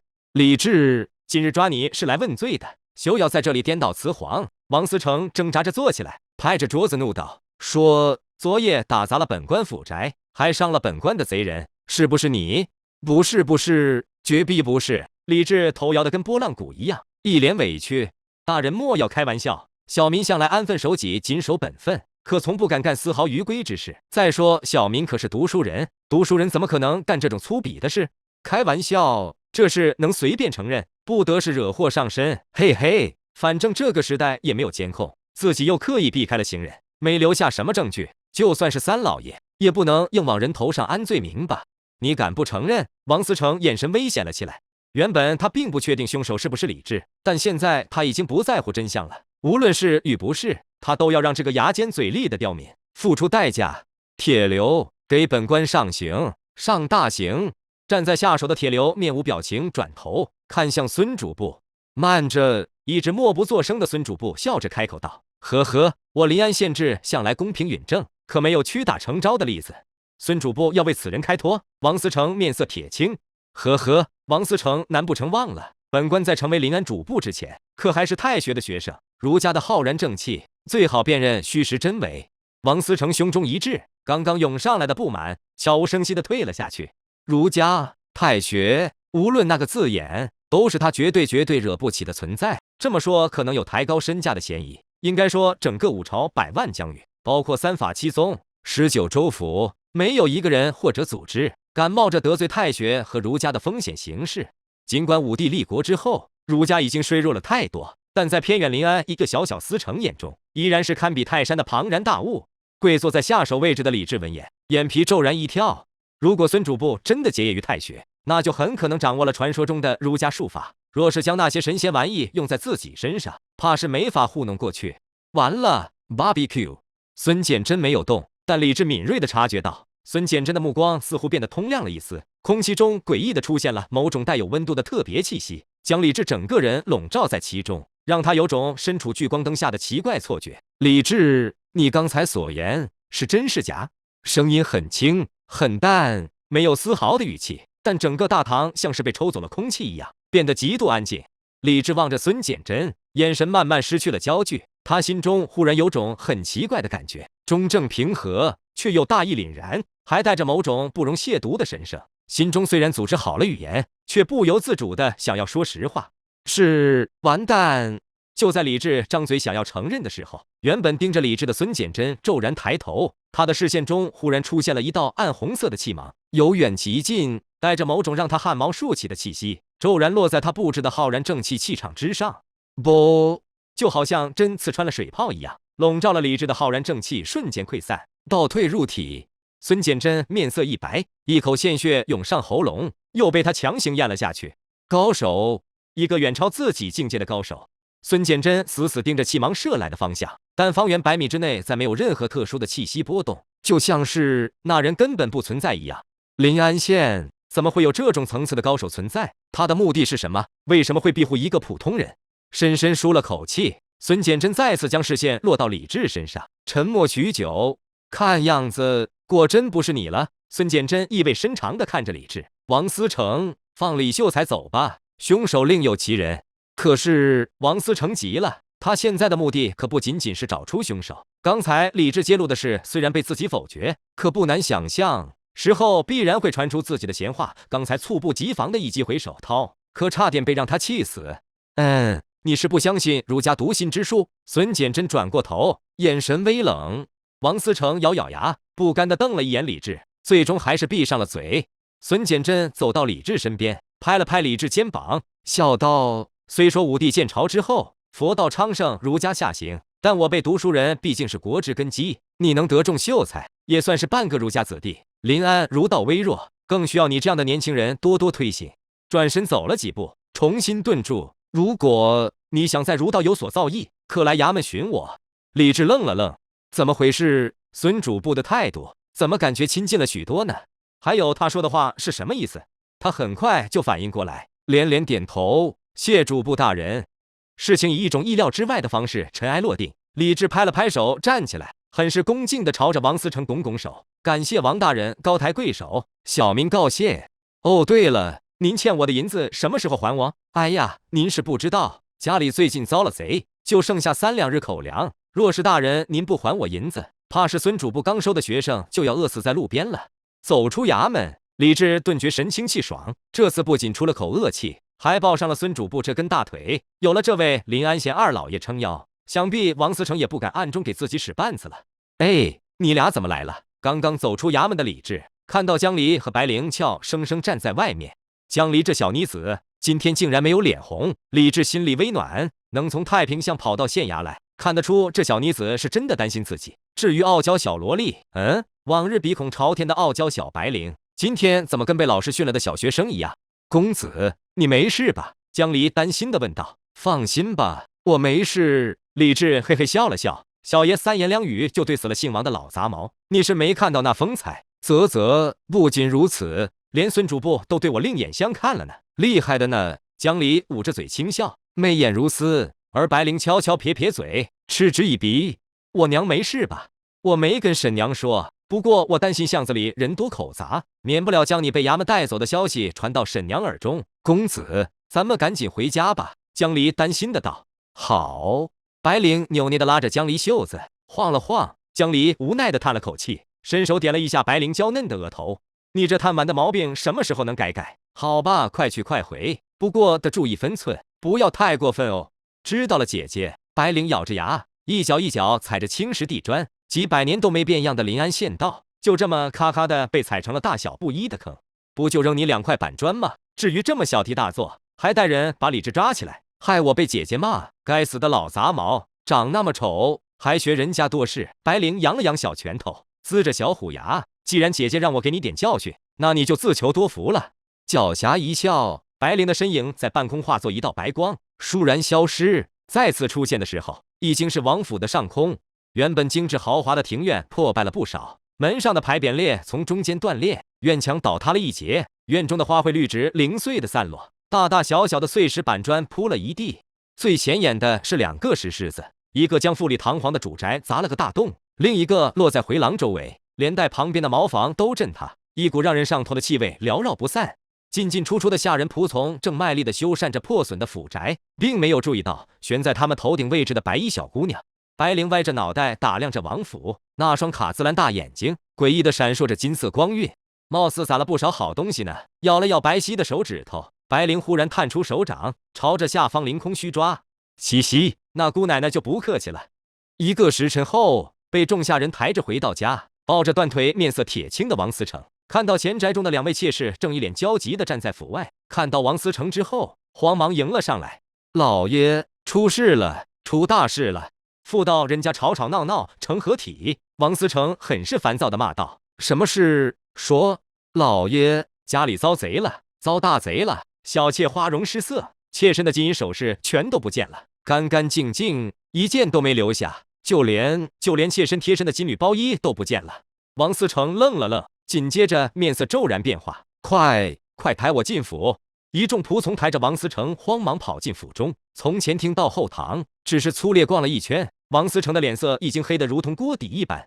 不仅仅是内宅首饰，府中但凡跟金银沾边的东西，竟然一样都没留下。就连房门口柱子上的鎏金柱子都被刮得干干净净。王思成忽然像是想到了什么，竟然顾不得断腿的疼痛，直接从撵轿上跳下来，拖着断腿几步窜到后堂的角落，伸手在墙上摁了摁，墙上的壁画翻转，露出一道隐藏的暗门。这是王思成早年间让府中工匠偷偷打造的密室，堆放着这些年巧取豪夺得来的宝物，金银玉器、字画首饰，顶得上临安县的县库存物。但现在空荡荡的密室中，连个渣子都没剩下，竟然被薅得一干二净，孰敢如此欺我？该死！该死！原本就有伤在身的王思成面色骤然一红，然后喷出一口鲜血，白眼一翻，吧唧声栽倒晕了过去。公子，你没事吧？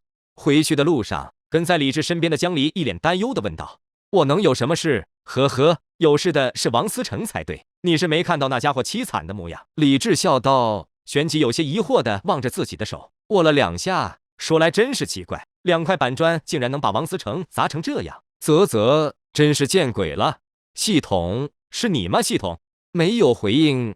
李治叹了口气，他嘴上虽然这般说着，但其实心里也明白，那晚在自己偷偷扔了板砖之后，怕是还有别人光顾了王思成的宅院。王思成的断腿应该是出自那人的手笔。当雷锋没意见，但让我背锅就不厚道了吧？一边的江离掩嘴轻笑，好看的眸子弯成一道月牙。奴家早就知道公子厉害的呢。一个自吹自擂，一个刻意逢迎，倒也聊得融洽。李治时不时还飙一个小段子，惹得江离娇笑不已，两人之间的关系倒也拉近了不少。很快，两人重新回到太平巷，看到老太太正站在巷子口张望。智儿，你没事吧？老太太一把抓住李治胳膊上下打量，你好端端的怎么会惹上官司？这是要吓死你娘吗？你可是老李家唯一的独苗，真要是出了什么事，让你娘怎么活？还哪有脸去见你的死鬼父亲？李治咧咧嘴，嘿嘿一声，我不还有个弟弟吗？贫嘴！老太太气得瞪眼。放心吧，都是一场误会，去了县衙解释清楚就没事了。你看我不全虚全意的回来了吗？李治安慰道。真没事了。江离挽起老太太的胳膊，宽慰道。真没事了，婶娘。那就好。老太太总算是松了口气，脸上这才慢慢恢复血色。咱老李家几代人老实本分，从没干过触犯律法的事。再说我儿子还是秀才，那可是读书人，读书人怎么可能干那些胡作非为的事？那些官老爷也真是，这事都能弄错，害得我这一阵担惊受怕。听着老太太的嘀咕，李治不由有些愧疚。自从父亲去世之后，老太太一个人将他拉扯长大。当时刚刚恢复记忆的他，对这个世界有着太多畏惧、惶恐，甚至一度将自己与外面的世界隔绝。老太太并没有像寻常母亲那般打骂责备，而是耐心的安抚开导，让这个在她眼中显得有些自闭的儿子一步步回归正常。他是老太太的唯一，老太太也是她的精神支柱。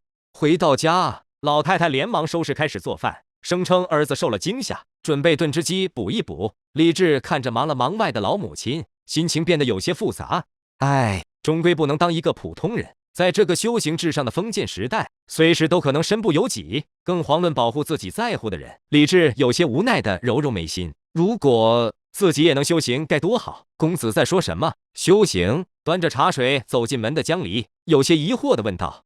李治呵呵笑了笑，也没有，就是对修行一事感到有些好奇罢了。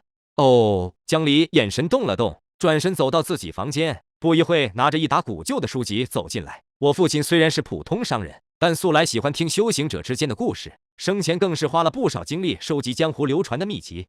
这些都是我父亲生前收集的修行秘籍，公子如果感兴趣的话，可以看看。李治接过书籍，眼睛微微变亮。拳法要义，剑13式，道门神通详解，儒家术法简纲，佛家六字真言。五朝号称修行界正统，其中以三法七宗为最，而这10几本也不知道从哪儿倒腾出来的秘籍，竟然大多数都有涉猎。儒家术法，道家神通，佛家真言，兵家武者断体之术，还有各大宗门的拳法剑法，明显不是凡类。李治偷偷看了江离，心中倒是有些疑惑。按理说，这等涉密各大宗派核心的秘籍是不可能流传出来才对，何况按照江离所言，他只是江南寻常商族，那便更不可能接触到这些包罗万象的修行典籍。这小妮子怕不是什么简单人物呢。不过谁都有秘密，自己也不必过分追根问底，起码从相处的这几日看来，江离姐妹两人并不是什么坏人。这些不会是假的吧？李治忍不住调笑道。若真是江里老爹为了冲撞门面搞来的赝品，胡乱修炼，说不好要走火入魔的，那可就真完犊子了。江离温婉一笑，大多是民间流传的版本，我也说不上真假，但想必强如佛道两家，应该不会将自己宗门典籍泄露出来。那你还给我？李治翻了翻白眼。不过也有一些是真的，像剑13、兵家断体7章，都是我父亲花了不少钱才买来的。据说出手的都是江湖上没落的宗门后裔，应该不会是假。呵呵，如果真是这样，那我不得占了天大的便宜。李治笑道：“回头仔细研究研究，说不好我还是天赋异禀的修行天才呢。”江离抿着嘴笑了笑，好看的眸子弯成2道月牙。走，去吃饭吧。李治说道，旋即转身望向门外。白灵呢？那丫头怎么还没回来？江离神色有些古怪，顿了顿，这丫头有些贪玩，说不好什么时候回来。公子不需理会她，咱们先吃吧。好。吃完饭回到房间，李治重新拿起江离带来的修行典籍，神色微动。剑13式看着貌似不是很难呢。李治顿时来了兴致。秘籍中的文字很简单，甚至说有些通俗易懂，他总能第一时间掌握要领。配上潦草的插图，他竟然有种浑然贯通的错觉。难道自己真是那种百年一遇的天才？从没当过学霸的李治觉得有些不可思议。看着天色还早，李治索性躺在床上，开始仔细翻看剑13式，一边翻看一边比划，某些晦涩的地方也是稍一思索便能贯通，竟然很快就将整本剑13式全部看完。然后他又拿起了拳法要义，不知不觉中10几本书竟然全被他看了一遍，想着书中的招式随意挥了2拳，不能说没什么威力，只能说没什么卵用。揉了揉干涩的眼睛，李治转身出了房门，正好看到扭着小腰蹦蹦跳跳走进来的白灵。捡到银子了，这么开心？李治打趣道。白灵傲娇的仰了仰头，娇哼一声，也不理会李治，径直走进了房间。很快，白灵一脸兴奋的走出来，后面还跟着兴致勃勃的老太太和同样颇有兴趣的江离。你们这是干什么去？李治奇怪道。白灵这丫头说是从哪儿捡了些银子，非要拉着我去逛街买衣服。你看老太太，我这平日里也不出门，买那么多衣服干嘛？多浪费钱了呀！老太太满是责备的嗔道。您说这话的时候都快蹦起来了。李治捂着脸道，旋即有些不可思议的看向白灵，你还真捡到钱了？出门踩狗屎了吧？切，愚蠢的凡人，知道什么叫神仙运气？小丫头仰着头，傲娇的哼了一声。江离拉着老太太的胳膊，看向李治笑道，正好闲来无事，要不要一起出去走走？李治想了想，也好，你是江南富家小姐，怕是第一次来临安这地方，这些日子也没带你出去走走，正好借这次机会，好好逛一逛临安城。江离脸颊泛红，好看的眸子眨动，波光粼粼。谢公子。啊呀，都是自家丫头，何必称呼的这般客气？老太太有些生气的瞪着李治，别一口一个富家小姐，听着疏远，还别扭。还有你这丫头，公子长公子短，让人瞧着还以为你是我李家的丫鬟呢。你瞧瞧，李治这小崽子哪有这种好福气，能找到你这样俊俏的丫鬟？就是，白灵帮腔道。江离偷偷瞄了一眼李治，脸颊微红。既然婶娘这般说，那以后我就称呼公子为治哥吧。江离有些忐忑地望着李治，面色泛红，眸子含春，看得李治心神晃动。如若公子不嫌弃，称呼奴家一声阿离就好。阿离，好熟悉的感觉。李治恍惚了一瞬，忽然想起多年之前，他曾在野外捡到过一只白色的小狐狸，看着可爱，便带到家里养了一阵，还取了个名字叫阿离。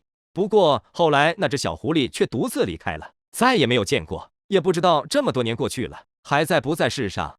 你看，听着多亲昵。老太太咯咯咯的笑开了，拉着江离的手，又拽过来李治的手叠在一起。以后可莫要这么生分，都是一家人，你小子可莫要再讨老娘生气。李治挠挠头，苦笑着跟在后面。小黑狗在后面摇着尾巴，似乎想要跟着一起出门，却被李治一脚踹开。守着家，要是遭贼了，看我不收拾你！老二狗呜咽一声，夹着尾巴缩了回去。临安地处西北，毗邻漠河，过了漠河不久便是妖族盘踞，号称神国的大荒。据说几十年前，大荒的妖族总会越过漠河，滋扰宿州府各县百姓，侵略吞食人族，导致五朝子民人人自危，尤其是与大荒相邻的宿州府。但这种情况在最近20-30年缓和了许多，据说是前朝的后主陛下重用兵家，加大边境驻防，漠河上下数万兵甲枕戈，拦住了妖族南下的路；二来，据说是大荒内部政权更易，以至于无心骚扰人族。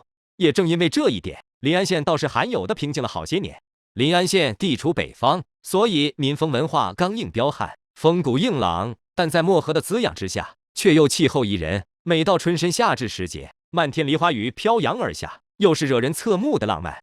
临安真美，江离素手纤纤，轻轻扬起发间的雪白梨花，妙目如水。呵呵，人都说天下美景临安有期，虽说有些夸大，但也并非没有根据。李治饶有兴致地介绍道：“至少这梨花雨，在你们江南水乡也难得一见。”白灵蹦蹦跳跳，窜来窜去，对这美景并不感兴趣，反倒是时不时打量着街边的吃食。老太太似乎有意让两人接触，所以抄在后面，贼溜溜地盯着并肩而行的两人，发出一阵盖盖的阴笑。李治微微侧目，望着身边矮了半分的江离，嗅着发梢间留意的清雅香味，一颗心竟然莫名地躁动起来。色即是空，阿弥陀佛！李治强迫自己转过头，不让自己胡思乱想。其实临安城并不一直这么美。据我老娘说，20年前的临安还是一片荒芜之地，常年的干旱让临安百姓收成甚少，加上大荒妖族时常犯边，让这个地方更显得荒凉。这种情况貌似是近10多年才有了改善，边战无虞，气候也好了很多，渐渐的景色便越来越美，才有了今日3月梨花，春夏乱蝶的美誉。姐姐，我要恰这个也好好恰的样子，还要这个。李治看什么看？去买给我！白灵蹦蹦跳跳在街上窜来窜去，一双卡姿兰大眼睛不灵不灵的闪烁。李治闻言耸了耸肩，摊手一笑：“你确定是要结束这段愉快的旅行吗？”江离一会看看李治，一会看看小妹，笑靥如花。哼，你一个大男人还能不能再抠门一些？白灵仰着下巴不耻的怒道。旋即想起了什么，忽然咯咯笑开了。你根本就没钱是吧？穷逼！仅有的50两还被那个老王八蛋骗走。李治一愣，一把捂住白灵的嘴，旋即偷偷看了眼正在路边小摊问什么的老太太，终于松了口气。你怎么知道？李治瞪着白灵问道。嘻嘻，我就是知道。白灵挣脱开李治的手，幸灾乐祸的笑道：“刚才我说错了，不应该说你抠，应该说你穷才对。嘻嘻嘻，还能不能愉快玩耍了？你不知道这个字对一个男人的伤害有多大吗？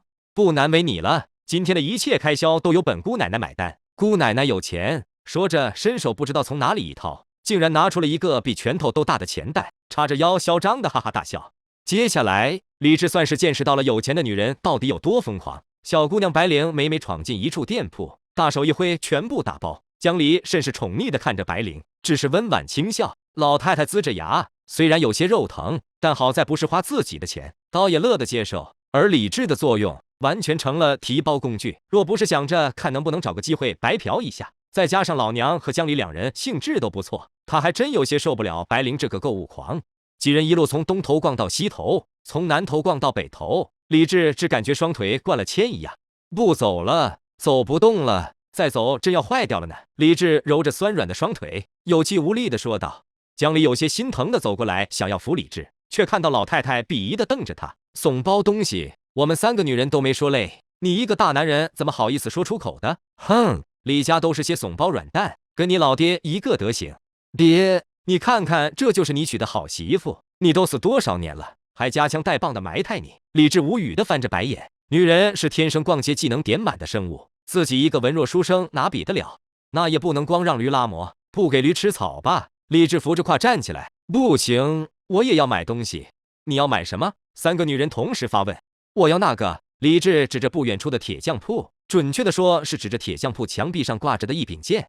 今日翻遍了10几本修行秘籍，尤其是看了剑13式之后，他忽然对修行有了很大的兴趣，即使只停留在理论层面，但也想有一柄属于自己的剑。无他，装逼而已。小丫头白灵倒是出乎预料的大方，小手一挥，看在你这么可怜的份上，买了。李治眼睛一亮，顿时腰部酸了，腿部软了，几步窜进铁匠铺，挑了一把卖相最好的剑，猛一阵打量，完了拿剑带将剑背在身上，只觉得身轻体健，有种武林宗师的气概。帅吧？李治抖了抖肩，嘿嘿笑道。3个女人同时翻了翻白眼。前面就是清华寺了，咱们进去上炷香。老太太望着不远处香火鼎盛的寺庙，说道。江离微微蹙了蹙眉，旋即温婉地点了点头。清华寺是临安城最大的佛家寺院，也是唯一的一座寺院。据说建寺在100多年前，期间有不少得道高僧坐持，香火鼎盛。现任清华寺主持法号无印，是一位功德深厚的高僧，几乎每日都有数之不尽的香客，都是冲着无印大师来的。但那老和尚出台费极高，寻常人根本见不着。老太太并不信佛，但想着自家小崽子马上要去衙门当官了，还是祈福一番比较好，让佛老爷保佑他官路亨通，顺顺利利。老太太其实不知道，衙门文书根本就算不上官，今个儿主要是为你这小崽子求个姻缘，看看到底哪家姑娘能进咱李家大门。老太太，我什么时候才能抱孙子？老太太焊铁不成钢的瞪了一眼李治。寻常人这个岁数，孩子都断奶了。李治呲了呲牙，满脸无奈。江离面色微微发红，偷偷窥了一眼李治，赶忙转过头去。走吧，走吧。老太太率先进了清华寺大门，紧跟着是李治。当江离即将跨进寺院大门的时候，忽然整个寺庙轻微一震，一道看不见的气罩骤然显现，将江离和白灵拦在了外面。姐姐，跟在后面的白灵看了眼江离，声音冷了一丝。无妨。江离神色未变，轻声应道。白灵呲了呲小虎牙，也不管会不会走光，抬起白皙挺翘的小腿，一脚踏在了寺庙台阶之上。咚！一道无声的轰鸣骤然炸开，那道笼罩了整个清华寺的佛家心力凝聚的法阵屏障，竟然在恐怖的蛮力之下被撕开了一角，露出一个容两人并肩通过的缝隙。走吧，姐姐。清华寺后堂，原本正在闭目修行的无印主持忽然睁开眼，同坐在殿下闭目打坐的3位大师几乎同时惊动。怎么回事？护寺大阵貌似出现了震动，本座是不是感觉错了？不，你感觉的没错，我也感觉到了，是护寺大阵传来的动静没错。无印微微转头，那双泛着暗金色光晕的眼眸望着佛堂上首位置裂开了一道缝隙的紫金钵盂，眼中闪过一丝凝重。哟！殿内骤然一静，很快反应过来的元法大师面色微变，师兄是说有妖闯进了护寺法阵？临安城竟然有妖，真是稀奇。性格冲动的元真一把扯过脚边的戒棍，师兄，某现在就出去将这个不知死活的玩意揪出来。无印大师没有说话，依旧皱着眉头望着佛堂上供着的紫金钵盂。清华寺并非普通的佛家寺庙，他自然也不是普通的和尚。这些年待在临安，除了入世修行之外，也是遵照首座大师的命令镇守五朝北门。而这枚紫金钵盂，可是当初离开上京城时首座大师赠予的法器。是什么样的妖，能够轻而易举破开护寺法阵，连带着首座大人的法器都受到了冲击，破了元香？事情没有这么简单。无印捏着佛家手印，沉声道：佛门法器专克妖物，加持之下的护寺法阵，就算是中3境的妖物也很难破开。眼下法阵受损，怕是那位闯入清华寺的妖物至少也是中3境4品巅峰的大妖。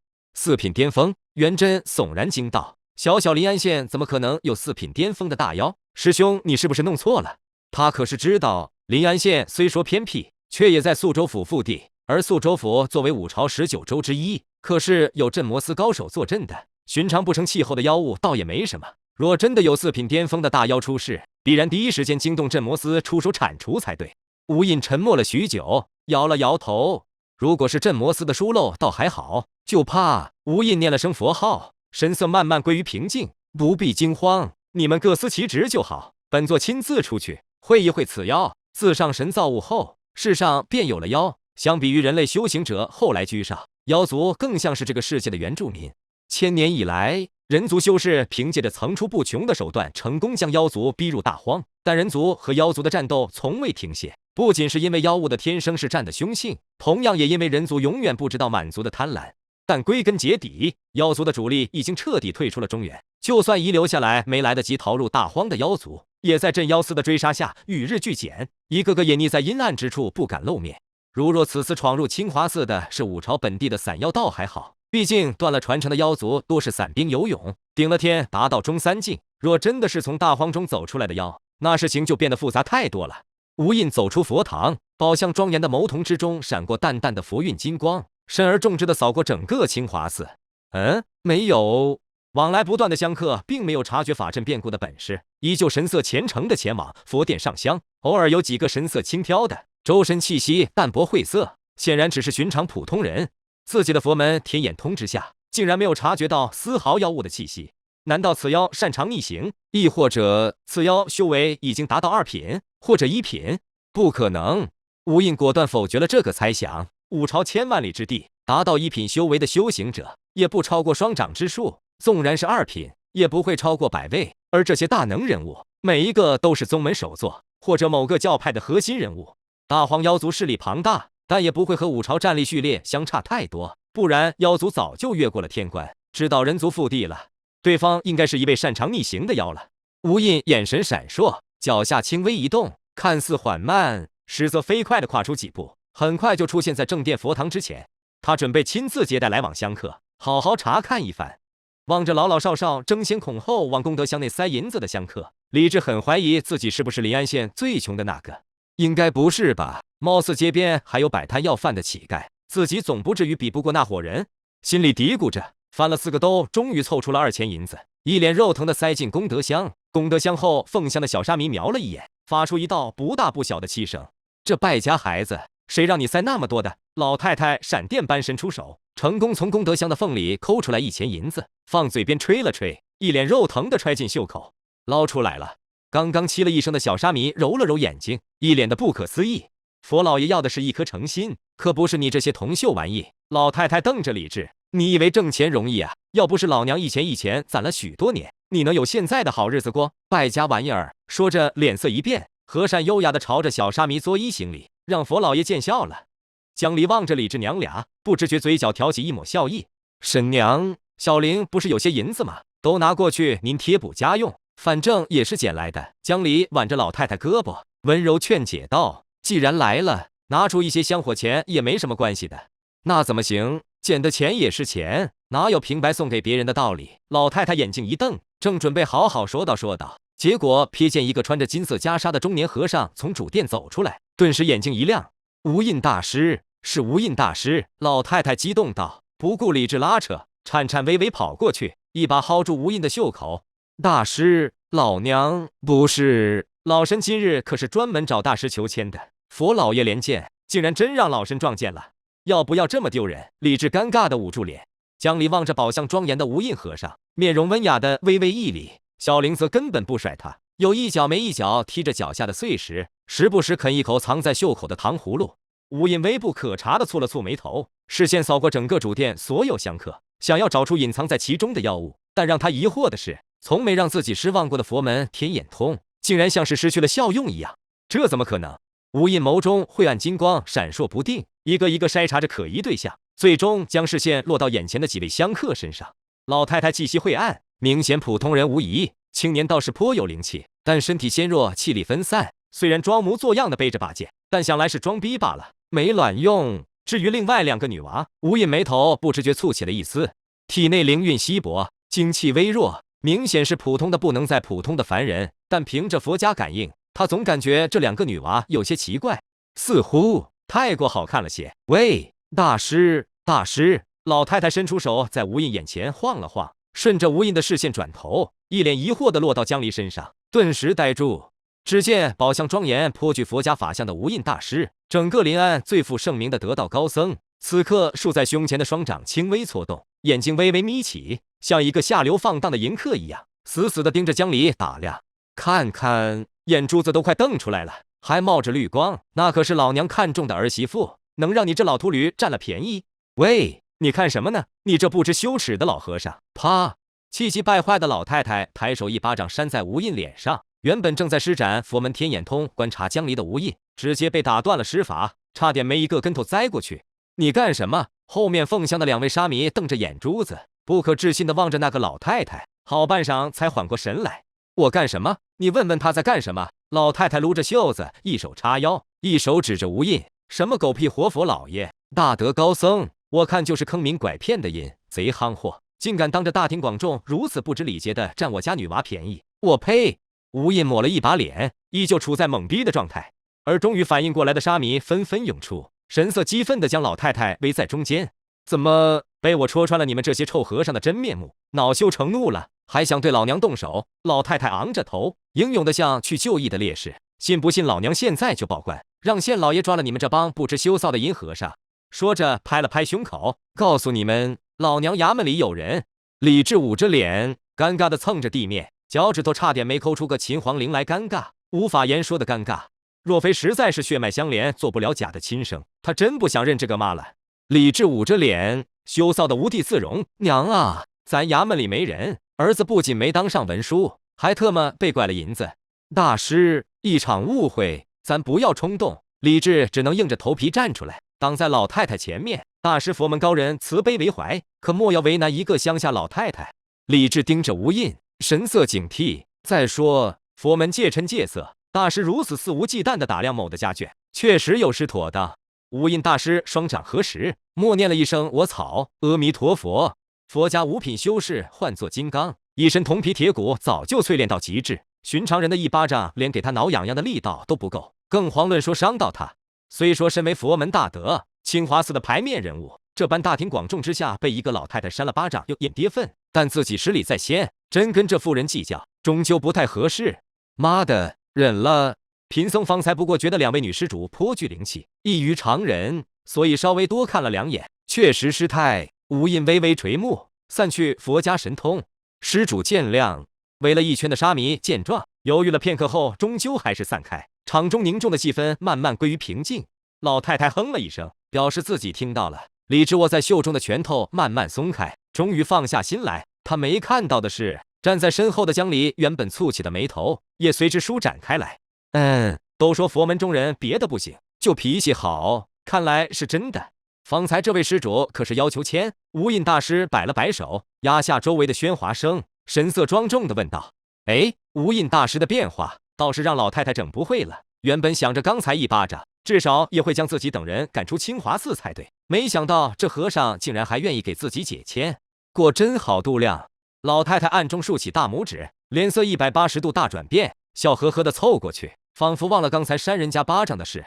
果真不愧是咱临安最厉害的大德高僧，菩萨转世的佛老爷。老太太恭敬虔诚的连连作揖：“大师说的没错，老身此来正是为我而求签的，刚才多有误会。”嗨，误会。无印嘴角抽了抽，顿了顿后，指了指香案上的签筒。老太太福如心智，抓起签筒一阵念念有词，很快就摇出一根签，急忙抓在手上，恭敬地递给无印大师。无印扫过签语，眉目微动。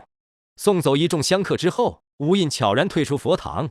师兄，闯进寺中的妖物可曾找到？性格急躁的元真冲过来问道。还有，刚才前殿喧哗，可是发生了什么事？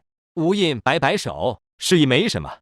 那只妖物虽然破了清华寺法阵，但寺内并无妖气存留，应该是没有闯入寺内。无印沉声道，却不知这妖物如此作为的目的是什么？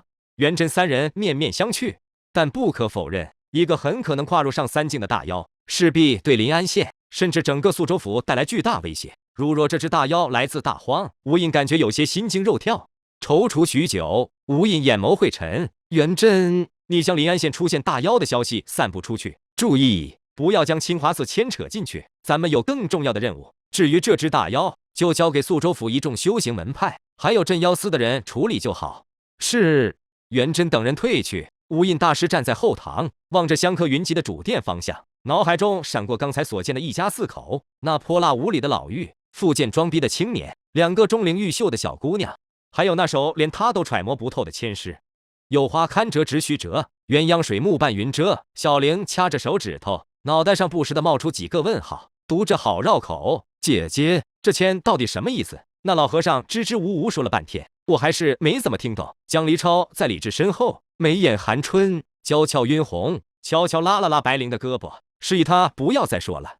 签诗的含义其实很简单，即使无印和尚不予以解读，他也同样看得懂。他相信富有才学的秀才李治必然也听得懂。有花带彩，望君折泽。自己和志哥这对鸳鸯，只隔着薄薄的半层云雾而已，也不知何时才能破开这层云雾。有情人成眷属。走在前面的李治表情平静，他倒是并没有太过在意签诗的前两句，而是在咀嚼后面两句。紫鸾红盖重头过，不念善恶与舍的。这句到底是什么意思？小子，你到底听清楚没有？佛老爷可是明明白白指出来了，让你堪折直须折，莫要等到人家走了，你空着急。老太太悄悄掐了一把李治的胳膊，急道：老娘的话不听，难道连佛老爷的话都不听？李治抽出胳膊，瘪了瘪嘴：你刚还抽了佛老爷一个大逼斗，老太太急了，那还不是因为你？小崽子，现在学会跟老娘斗嘴了是吗？你给我站住！李治喊来一个脚夫，让他把逛街采买的货物送回去，自己撒腿朝着另外的方向跑去。娘，你们先回去，我去县衙一趟，晚上别等我吃饭。老太太气得跳脚，不过也无可奈何。混账小子，真要老娘把你爹挖出来，让他亲自给你说吗？江离微笑着搀扶上老太，悄悄看了眼仓皇离开的李治，嘴角慢慢弯起。婶娘，天色还早，要不咱们再逛逛？之前那家店看到一匹江南云锦，很适合婶娘呢。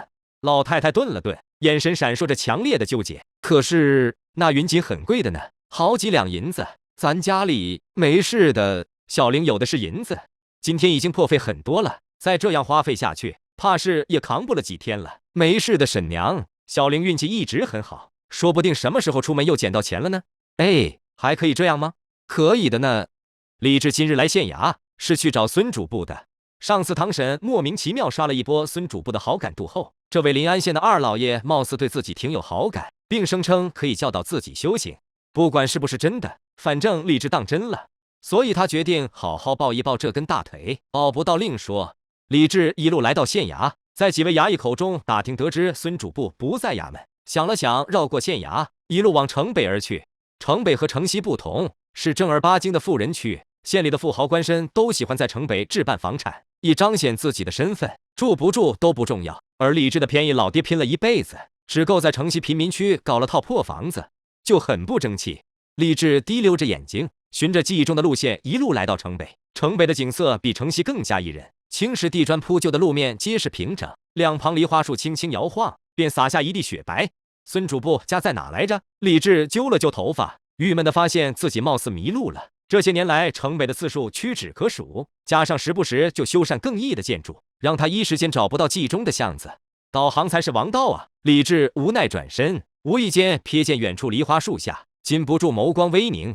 一道穿着黑色风衣、戴着圆顶斗篷的身影，不知何时出现在巷道角落，踩着遍地梨花花瓣朝他走来。你就是李治？别致的治。男人看不清面容，只能听到从斗篷下传来略带沙哑的声音。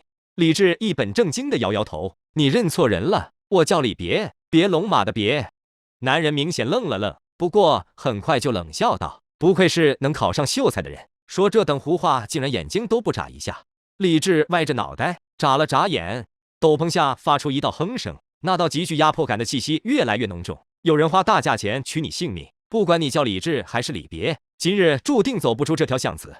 男人活动了一下拳头，语气说不上的轻蔑。李治眼眸微微眯了眯，神色无奈：“兵家午休，呵呵呵，对付我一个手无缚鸡之力的书生，竟然请动一名修行者，让我猜猜，雇佣你的人是不是姓王？”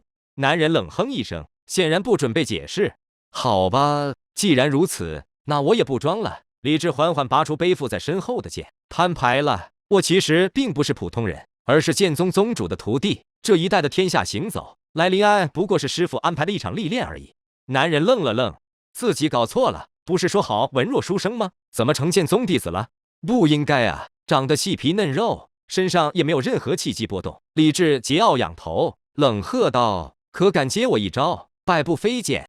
这么霸气的名字吗？怕是了不得的大招。大汉周身气息翻腾，面目凝重，所有的注意力都集中在竖立半空的长剑上。呆！李治大喝一声，手中长剑脱手而出，直朝着大汉面门砸去。来得好！大汉弓起一个马步，一拳砸出，砰的一声，长剑应声砸飞。咦，这力道不对啊！大汉懵逼了一瞬，有些疑惑地看了看自己的双手，自己什么时候这么强了？等等，那家伙在干什么？为什么要跑？原本站在数步之外的李治撒开双腿狂奔，一愣神的功夫，眼看就要跑出巷子口了。尼玛，不跑还能怎么办？难道真让自己一个文弱书生跟兵家武者拼命？这跟白送有什么区别？妈的，一定是王思成那个老王八蛋，上次在公堂上打了脸，转头竟然买凶杀人。操你个 DJ 的，老子咒你家里遭贼，祖坟爆炸，一家子不得安生。还没有吐槽完的李治，忽然察觉一道劲风从后背袭来，朝着后心落下。李治拼命扭腰想朝侧面避开，但很显然，一个毫无修行经验的黑铁战五渣根本躲不开一位武夫的追袭。咚！虽然强行扭过了后心，但依旧被一拳砸中肩膀。李治只感觉像是被火车撞中了一样，整个人凌空飞了起来，狠狠地砸在旁边的墙上。噗！一口血喷出，生命条顿时下去一大半。玩挺花呀！大汉活动着手腕，气急败坏的大踏步走过来。你个奶娘，还特么百步飞剑，再飞呀，飞呀！砰！狠狠的一脚踢在李治腰腹，面色骤然一青，胸腔里的空气近乎瞬间被抽空，强烈的眩晕和干呕让李治差点没晕过去。真下死手了呀！李志强撑着最后一点意识，攥紧了被打回来的剑。刚白嫖了小丫头2两银子买剑，逼都没装完，还有什么办法？县衙太远了，来不及。孙主簿，人家住哪都不知道。打抱不平的江湖侠客，克拉几把倒吧，还不如靠自己。大汉骂骂咧咧的话，他已经听清楚，视线也有些模糊，但他能感觉到大汉已经再次来到身前，最后的杀招正在酝酿，而凭借自己孱弱的身体，是万万扛不住接下来的一招。BBQ 了。李志强忍着眩晕，脑海中忽然闪过先前翻看过的剑13式，其中招式仿佛放电影一样在眼前闪过。可惜自己不懂修行，体内没有支撑剑招的内气。都这会了，还管求那么多干什么？妈的！李治咬着牙床，心脏急速的跳动，带出一丝温热感觉，一瞬间蔓延至全身。原本混沌的大脑竟然出现了短暂的清明，视线中的拳头在眼前越来越大，差分毫就要落到自己天灵处，然后脑袋崩碎，干脆利落。就在这一瞬间，李志福如心智的抬起头，原本握着长剑的右手忽然抬起，朝着大汉挥出。刺目的剑光在空寂的巷子口闪过，血花飞溅。李治骤然睁开眼睛，望着头顶的房梁，大口大口喘着粗气，气息慢慢平复，那种魂魄离体的诡异感觉一点一点减弱。我没死。李治摸了摸脑门，预想中崩碎的西瓜画面并没有出现，除了浑身疼痛之外，似乎并没有生命危险。对，你没死。一道声音在旁边响起，但那人死了。李治豁然回头，眼睛一亮，孙大人站在窗口位置，微微蹙着眉头的中年儒生，正是李治之前见过的临安县二老爷孙主簿孙简真。是你救了我。李治挣扎着站起来，问道。孙简真眼神带着审视，摇了摇头。等我赶到的时候，你已经晕过去了，而那个武者也已经死了。剑气贯体，一剑封喉，干净利落。你意思是那人是我杀的？李治不可置信地望着孙主簿，指着自己的鼻子。这人在跟我开玩笑吗？这也不好笑呢。孙简真望着李治不似作假的样子，沉默稍许。我也感到不可思议，那人走的是兵家午休的路子，看气血充盈的程度，怕已经到9品炼气巅峰。虽然不算多强，但也不是普通人能对付的。就算持有利器，怕在破开他防御之前，已经被一拳打碎了骨头。没错，我之前就是这样预想的。李治纳闷地嘀咕道。但奇怪的是，那人不仅死了，还死得干净利落，连起码的反抗防御都没有做到，这明显是超过了境界的碾压形成的局面。孙主簿神色疑惑，但我又查看了你的身体，虽然精元未散，但肌肉松弛，气力孱弱，与那人而言，你近乎是一个随手都可以捏死的蚂蚁。哦，这糟糕透顶的比喻，李治嘴角抽了抽。除此之外，你神魂普通，中庭空虚，体内不见半点修行所得的元力，即使懂得某种神通之法，想来也无法催动才对，何至于能秒杀一位9品武者？孙主簿被搞得有点头大，纵然他是就读过太学的儒家子弟，也没见过这么奇怪的情况。难不成那人真不是李治所杀，而是有路过的剑客侠义出手顺手为之？可自己使用儒家法术，在现场并未找到第三人的气息，难道又是这小子身后那位高人？看着也不像。疑惑的不仅是孙简真，还有李治。晕过去之前的记忆虽然模糊，但他依旧能肯定那一剑确实是自己挥出去的。虽然不太确定是不是杀了那人，但那种非常奇妙的感觉让他有种古怪的猜想。难道自己的主角光环觉醒了？19年那大哥，你特么才来！王思成啊，王思成，你倒是误打误撞做了件好事。孙大人，您刚才说的元力是什么东西？李治可没忘自己此来的目的，趁热打铁问道。孙简真舒了口气，看了眼李治。元力之说并非什么秘密，五朝修行派别虽多，神通广博，但其内核不变，都是增强人的核心根源力量，也就是元力。武者修内劲，道家修真元，佛门修念力，而我儒家则修行浩然正气。虽然名称很多，但其本质相同，都是修行者的根源力量。修行者的强大与否，除了看道性境界之外，最主要是看根源力量的强弱。孙简真顿了顿，继续说道，再比如有很多强大的神通术法，都是由根源力量催动释放的，包括兵家武技、道家道法、佛门神通，还有我们儒家术士。李治眼睛灼灼，脑海中闪过江离赠予的秘籍，对孙主簿所说的话倒是有了一些认识。主簿大人，我能不能修行元力？李治想忍着身上的痛翻身爬起来。上次不说有什么不懂的来找您吗？您能不能教我修行？孙简真望着李治，方正的脸上闪过一丝犹豫。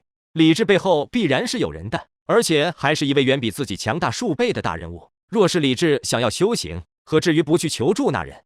难道那人想让李治走儒家的路子？也好，自己正好卖那人一个人情，说不好以后能有大用。孙简真站起身，露出今日第一次微笑。儒家所修浩然正气，一如其名，需胸怀中正之气，坚守大义，方才能养出浩然之气。万不可一心逞凶斗狠，纠结于浅仇私怨。说着，手指点在眉心，一摁一引，如同抽丝一般，抽出一缕浩然气，弹入李治眉心。罢了，你既能考中秀才，便说明也是胸有义气之人。我便赐你一缕浩然之气，至于能不能养成自己的，就看你的造。孙简真话说到一半，忽然愣住了，揉了揉眼睛，有些不可思议地望着李治，像是见了鬼一样。怎么回事？消失了？之所以传授李治修行之法，除了想试探李治背后隐藏的那人之外，也确实觉得李治这个小秀才很不错，所以他才不惜损伤自身修为，以浩然正气为引，帮李治快速步入修行。可让他愕然的是，刚刚被他渡入李治体内的浩然正气，沿着经络一路下行，最终来到中庭位置。但诡异的是，这丝浩然之气并没有停留在中庭，竟然一路向下七拐八拐跑到五谷轮回之处，嗤的一声排出了体外，简直不要太丝滑。我擦！孙简真震惊了。嗨！李治扭了扭屁股，用力将某些声音挤在骨间，不至于让两人相互尴尬。抬头看了眼有些愣神的孙主簿，李治忍不住提醒道：“孙大人，有什么问题吗？”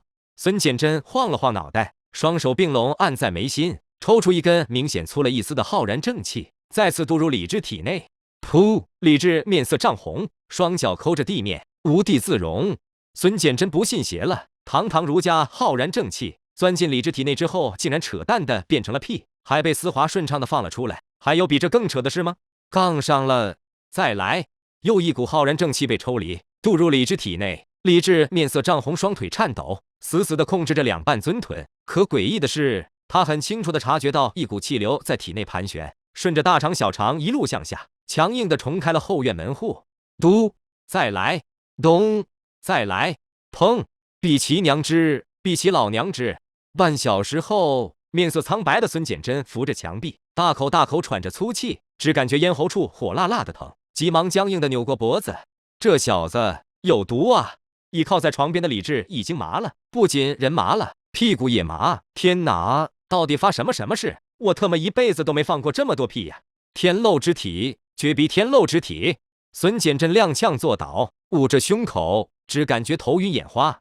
怪不得李治背后那人不教导这小子修行，原来是一个补不上的破窟窿啊！该死，都这把年纪了，逞什么能？非得把这口气折腾咽下去不行。李治心头一惊，顿时有种不好的预感。孙大人，什么叫天漏之体？一口气干了半壶茶的孙简真终于缓过神来，有些遗憾地望向李治，就是生来中庭有漏，无法储存根源之气的人，换而言之，就是无法修行的体质。这下李治彻底麻了。什么？周泰死了？王思成唰的一声站起来，触碰到刚刚接续的断腿，顿时疼的一声惨叫。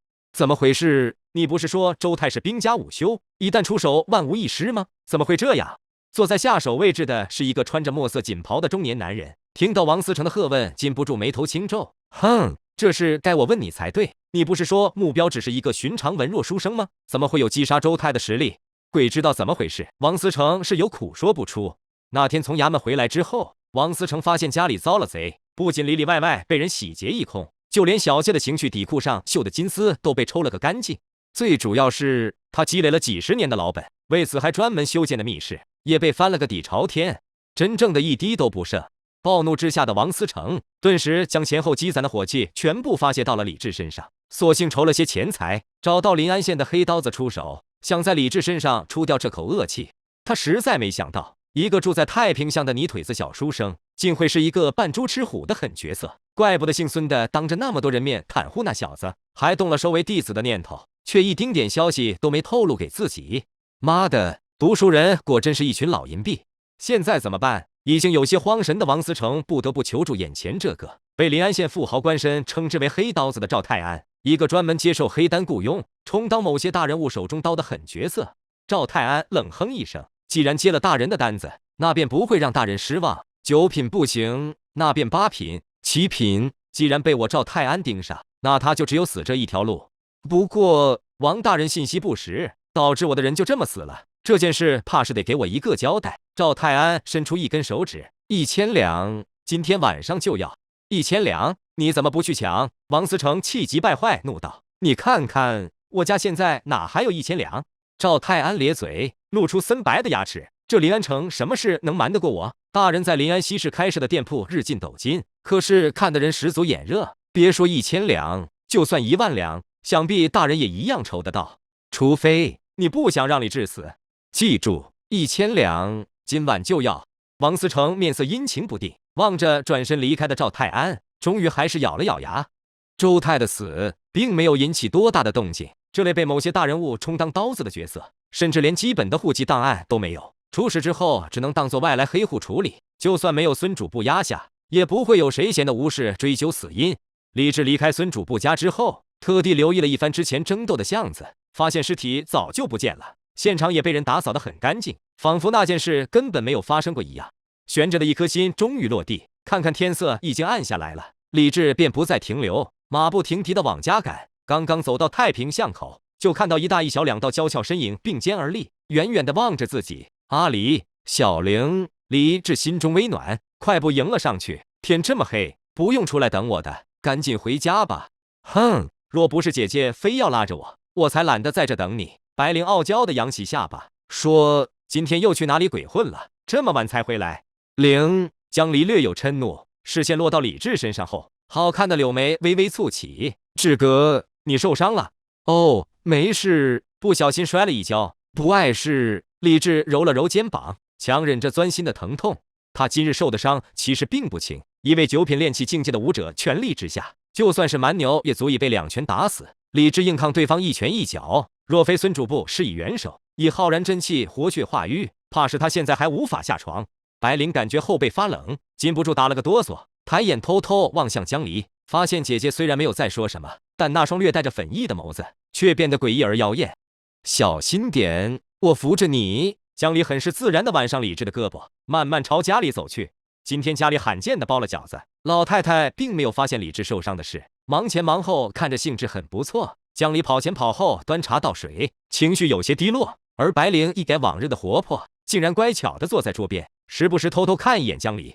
李治心里想着事，并没有察觉哪里不对，只是匆匆吃完饭就回到了自己房间。收拾完回到房间的江离，隔着窗户望着对面的青年，眼眸中闪过一丝怜惜与怒意。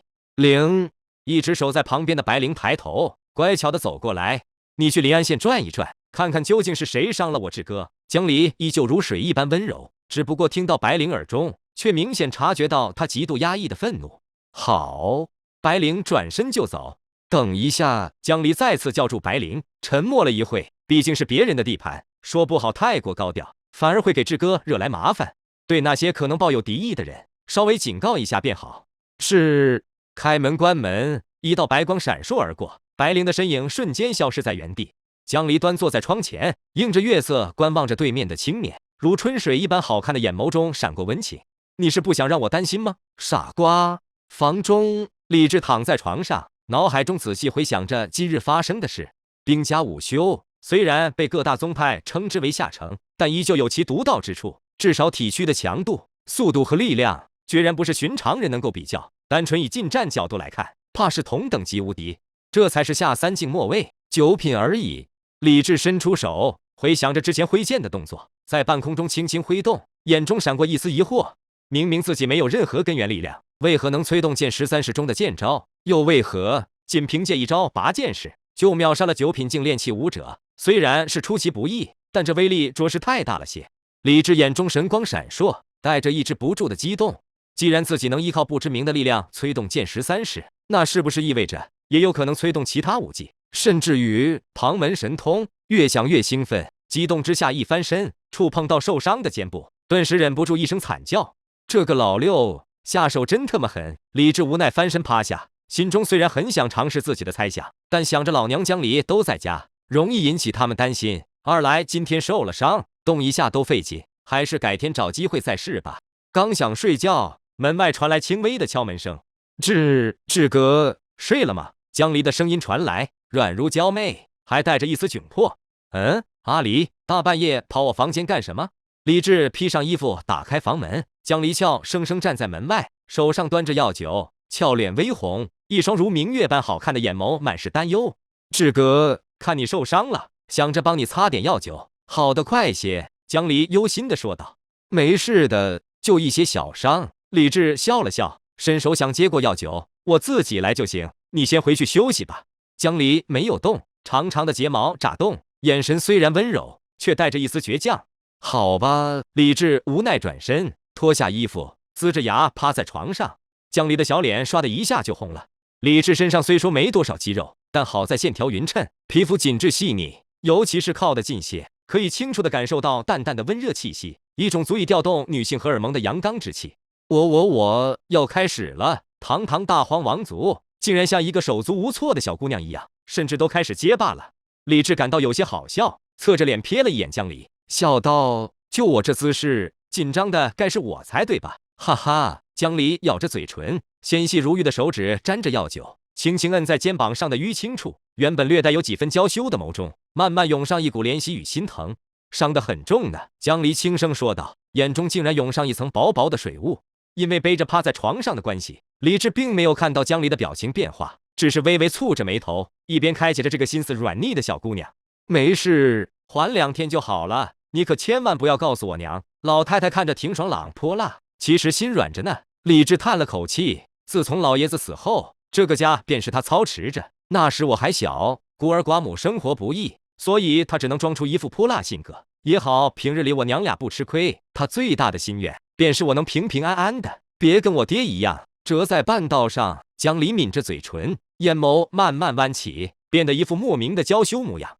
阿离知道的呢，有阿离在，志哥和沈娘一定会平平安安的，谁敢伤害你们，阿离绝对不会放过他的。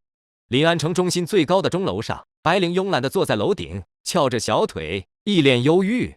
姐姐的话到底什么意思？没怎么听明白，嘀咕着，不知道从哪里摸出来一枚糖葫芦，眯着眼，一脸享受地踹了2口。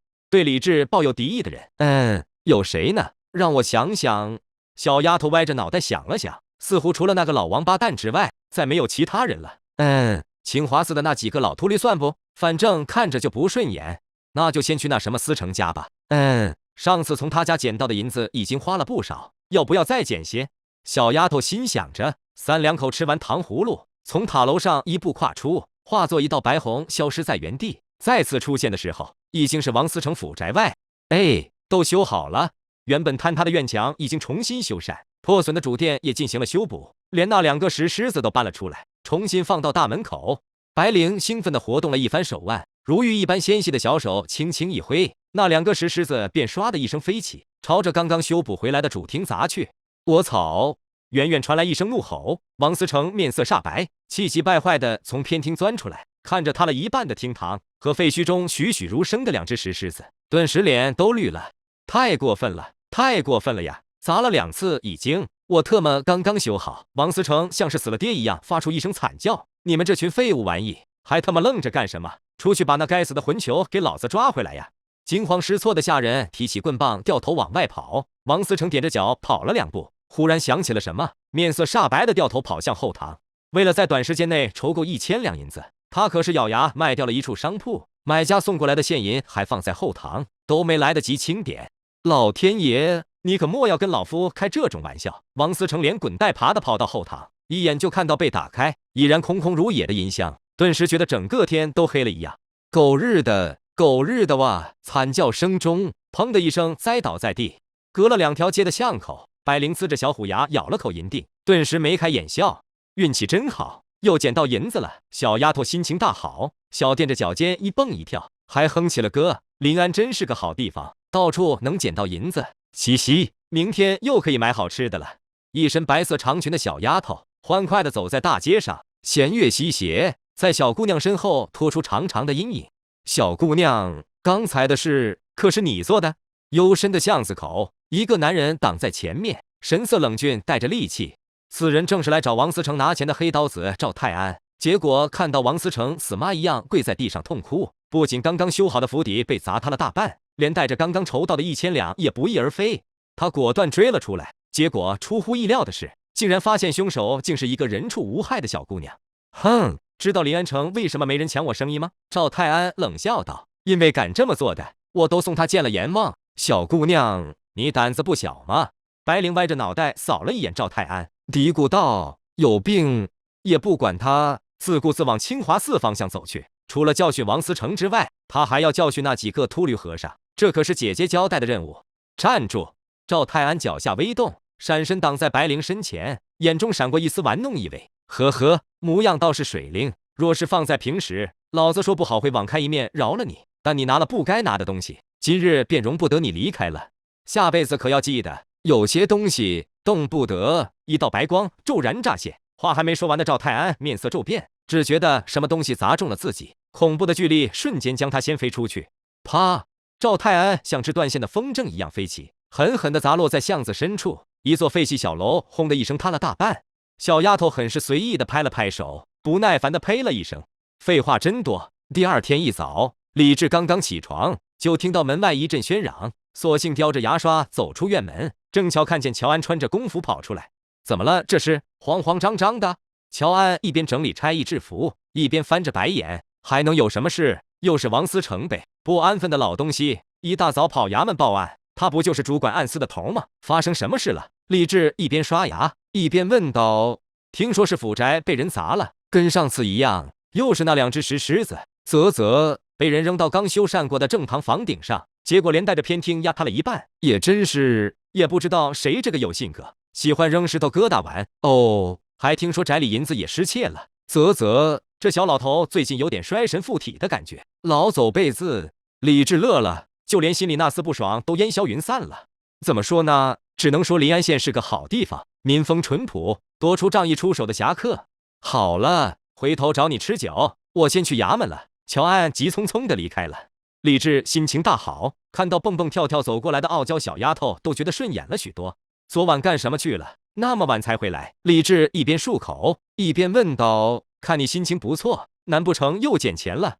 哎，你怎么知道？白灵吃了一惊，这下轮到李治愣住，一脸的不可思议。不会是真的吧？小丫头昂着下巴，用鼻孔哼了一声：“懒得骗你，一会我要和姐姐婶娘3个去逛街，你有什么要带的吗？”李治还处于懵逼状态。相比悲催的王思成，这小丫头是不是运气好的有些逆天了？前2天捡到的钱让3个女人疯狂购物了一整天，想想都知道不是小数目。这不，一转头又捡到钱了。你捡了多少？李治有些不确定地问道。怎么说呢？小丫头掐着手指算了算，够你被人骗个20-30回吧。3个女人绝尘而去，家里再次剩下李治和小黑狗。看什么看？滚回去！李治踹了一脚小黑狗，小黑狗呜咽2声，夹着尾巴钻进了房间。李治昨天受的伤很重，但经过孙主簿的治疗，加上江离的爱心药酒，倒是恢复了大半。肩膀和腹部虽说依旧隐隐作痛，但好在可以正常活动。回到房中，心有所感的李治重新翻开剑13式，他发现对书上的剑招竟然又有了更深层次的认识，而且他还有种感觉，自己应该能够使出这些剑招。可惜剑丢在现场没捡回来，不然可以试上一试。李治惋惜道，旋即拿起道门神通详解，仔细研读起来。临近中午的时候，大门被人推开，却看见乔安从外面走进来，一脸唏嘘：“你不是去衙门了吗？这么快就回来了？”李治放下书问道。乔安端起茶壶一饮而尽，气恼地骂道：“别提了，王思成的案子被孙主簿压下去了，不了了之。”压下去了？对呀，孙主簿说这事明显是王思成惹上的私仇，让他自己解决。咱县衙本来就人手紧张，哪能让他占用太多人力？乔安呲着牙哼道：“王思成虽说有些底子，但到底比不上孙主簿儒家学子的身份。既然二老爷发话了，他就算捏着鼻子也得认了。”说着气不打一处来：“娘的，今天老子好不容易休沐，硬是被这老东西折腾跑了一趟县衙，妈个蛋的，活该家被人砸。这小老哥还挺暴脾气。”李治笑着应和2句，乔安扫了一眼房子，问道：“婶娘出去了，还有弟妹，弟妹也不在家吗？”瞎说什么话！李治瞪了一眼乔安，乔安递了个眼神，嘿嘿笑道：“既然家里没人，那还杵着干嘛？走，咱兄弟也出去潇洒一遭，正好介绍几个朋友认识。这不太合适吧？废什么话，走！”两人一个真拉扯，一个假推辞，就这么半牵半就离开了太平巷。街上的行人很多，喧嚷热闹，和往日并没有任何不同。两人一路砍着玩笑，来到临安最有名的酒楼永平阁。李治望着轻车熟路的乔安，心里一阵羡慕，忍不住问道：“乔哥，听说你们衙门的人吃喝玩乐都有优惠，甚至逛窑子都能打折，真的假的？”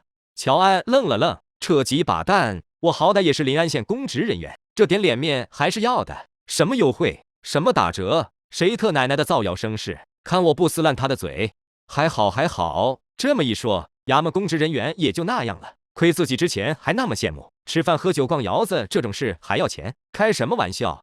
李治觉得自己三观差点没被崩碎，果然还是公务员好啊！什么是优质生活？白嫖才是优质生活啊！两人在店小二的带领下上了2楼雅间，进去的时候，房中已经有4个人了，其中3个面熟，都是县衙经常打面的差役，最后一个面容白净，眉眼狭长，看着颇为生僻。宝来、黑子、老林，你都认识？乔安一个个介绍道。最后这位名叫王勇，衙门新任文书，前几日跟你提起过。李治愣了愣，微不可察的蹙了蹙眉头。哥几个，这位是我兄弟兼发小，同一个巷子长大的。李治认识一下。乔安看着挺开心，拍着李治肩膀笑道：“我这兄弟可是正儿八经的秀才工，厉害着呢。”几个差役哈哈笑着，很是友好的摆摆手，示意李治坐。临安县说小不小，说大也不大，衙门的差役拢共就那么几个，总会有照面的时候，所以算不得陌生。上次进县衙找王思成，李治还给那位叫老六的塞过好处呢，气氛很和谐。但就在这时，原本有些心不在焉的王勇忽然站起来，面色发沉：“你就是李治？”场中蓦然一静，原本和和气气的几人听出王勇的口气有些不对，禁不住有些疑惑。这么说，前几日花钱走关系，想要买下县衙文书一职的人，便是你了？桌上4人，两对懵逼。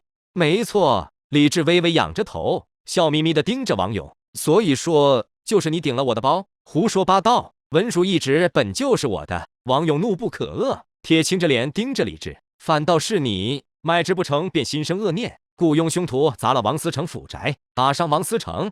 这小伙子很有想象力嘛。李治有些无所谓的耸耸肩。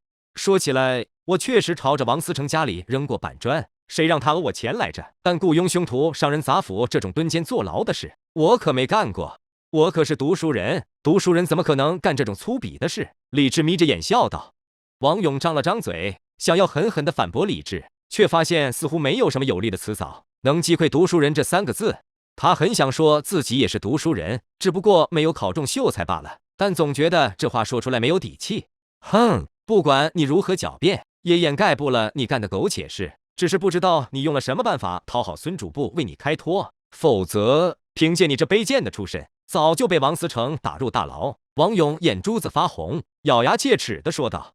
王思成是王勇的叔叔，是临安县王氏宗族最粗的大叔，宗门子弟向来以王思成为荣，甚至将其当作自己的偶像。而现在他的偶像却落得如此糟糕的下场，而造成这一切的凶手竟然招摇过市的来酒楼吃酒，这如何不让他恼恨？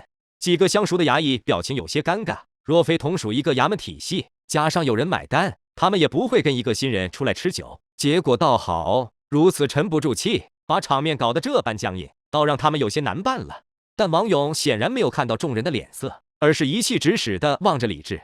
不管如何，衙门文书一职非我莫属，只要我在衙门一天，我便一定会让你伏法，为你的所作所为付出代价。这货脑子有病吧？说了多少遍，砸了王府的英雄汉真不是我。操！李治也有些怒了，好说歹说听不进去，反倒开始人身攻击，真拿自己当老六啊？一个破文书而已，真拿自己当县老爷了？李治冷笑道：“你那当思成的叔叔都拿我没办法，我会怕你一个托关系走后门的文书？开什么国际玩笑？”谁知这话刚出口，王勇竟然面色一僵，刹那间涨得通红，像是干了什么坏事被人发现了一样，满是窘迫与羞恼。你胡说什么？说着转头，面色僵硬的看了一圈众人，忽然慌不择路的跑出了雅间。李治倒是愣了，好半晌没有反应过来，难不成这小子以为别人不知道他和那老东西的关系？你说呢？乔安翻了翻白眼。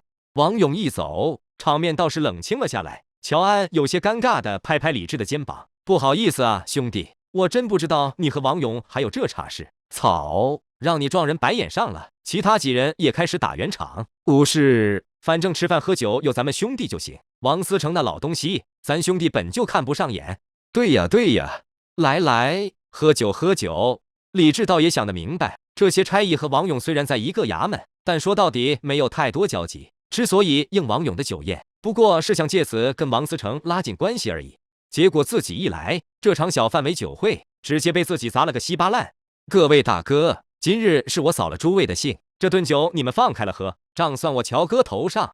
乔安，名叫宝来的青年哈哈大笑，拍着胸口叫道：“这话说的，俺们好歹也是官爷，官爷吃酒还给什么钱？说出去不让人笑话。”来，一阵推杯换盏，气氛渐渐圆了回来。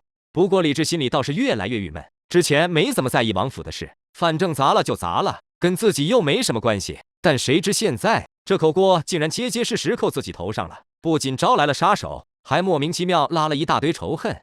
冤哪！不行，得查一查那人到底谁，就算背锅，也好歹让人背得明白。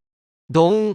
就在几人推杯换盏的时候，忽然一声闷响从外面大厅里传来，刚刚接待李治的小二直挺挺的倒飞了过去，砰的一声砸在墙壁上。奶奶的，瞎了你的狗眼！知道老子是谁吗？拿这种破玩意糊弄老子！你们店老板呢？让他滚出来！有人闹事！李治忍不住龇了龇牙，这种老掉牙的桥段，偏生让自己撞到了，接下来怕是有人行侠仗义打抱不平了。就在李治嘀咕的时候，跟他同桌喝酒的黑子唰的一声站起来，面色阴沉的冲了出去。老弟，知道我们哥几个吃饭喝酒为什么不要钱吗？乔安面色也冷了下来，拍着李治肩膀问道：“不是公务人员的特权吗？”呵呵，因为这家酒楼是黑子家开的。乔安面色有些无奈：“你不懂修行，先在这里躲一躲，我们哥几个出去看看。”不等乔安说话，宝来和老林两人握了握拳头，随手提起一张凳子就冲了出去。我以为白嫖的是酒楼，结果白嫖的是兄弟。我只是个文弱书生，这种粗鄙的事就交给你们了。李治侧了侧身，站在雅间门口望着大厅。闹事的是一个30来岁的大汉，满脸胡茬，背上背着一柄尺余宽窄的直刀。虽然李治不懂修行，但依旧能感受到扑面而来的凶煞气息，是个狠角色。最先冲出去的是黑子，几步走到男人面前，面色发冷：“你员工大伤？”男人倨傲的脸色微微一僵，好半晌才反应过来：“你就是这家店的老板？”黑子逼近大汉，矮了小半头的身高，显得很没有气势，但眼神却带着一丝狠厉。“你员工大伤？”男人一脸不耐烦：“别说打伤，老子就是砍了又能怎样？妈的，敢拿这种东西糊弄老子！老子可是……”话还没说完，就看到对面的小个子男人眼神一狠，随手抄起旁边的板凳，砰的一声落到大汉脑门上。大汉懵了半晌，然后勃然大怒，眼珠子泛着红光，骤然拔出背在后背的阔刀，朝着黑子面门劈下。兵家午休。李治微微眯了眯眼睛，大汉身上的气息和昨日遭逢的周泰很像，明显是兵家精气淬炼而成的内劲。只不过让他有些诧异的是，黑子身上的气息竟然同样不弱。再看看随后窜出去的宝来、老林，甚至连乔安身上都有不弱的血气涌动。果然，兵家午休被称为门槛最低的修行者，但凡有人指点，说不定就能走上这条路。想想倒也合理，毕竟是一线执法人员，若是不懂几两功夫，怕是也不好行事。大汉的阔刀当头劈下，竟然没有一丝顾虑，完全抱着杀人的力道。砰的一声巨响，木质板凳直接被劈成两半，森然的刀锋力道不减，直朝着黑子肩膀落下。黑子小心！宝来吼了一声，从侧面快速冲了过去，拳脚之间有灰暗的光晕包裹，带着极为厚重的力道砸向大汉。哼！一帮九品莫习的杂鱼。大汉冷哼，手中阔刀横扫，一股强横的气波斩落，竟然将宝来和黑子二人同时击飞。我三个先拦一回，你去找铁捕头。好。老林也不多话，直接翻过窗户冲了出去。乔安上前几步，定在黑子和宝来中间，因为出来喝酒，所以并没有携带公差刀具。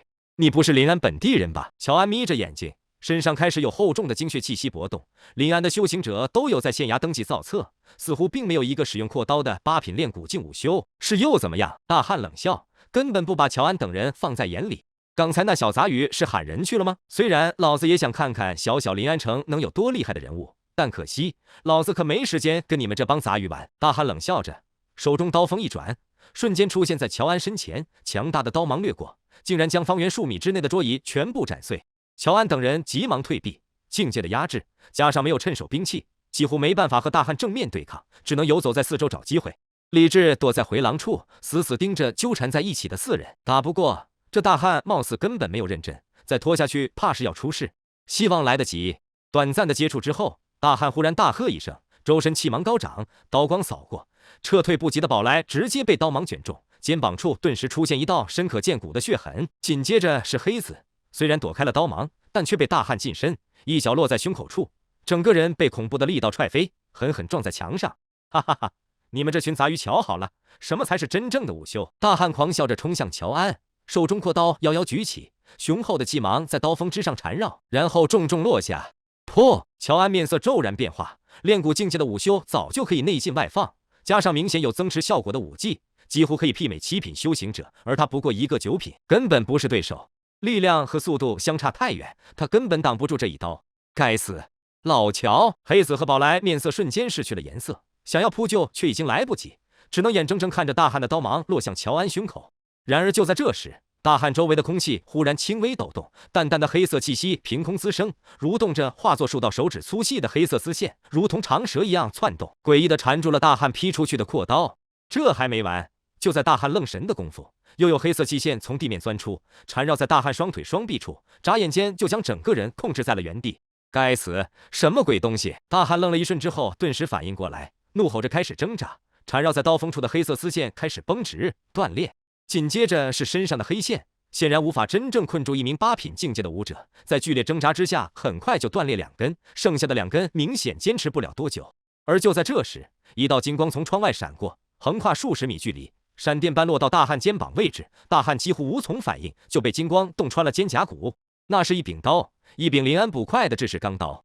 大汉浑身气劲像是被戳破的气球一样，瞬间泄得干净，竟然控制不了自己的身体，在2道黑色气线的拉扯下，重重的跪在地上。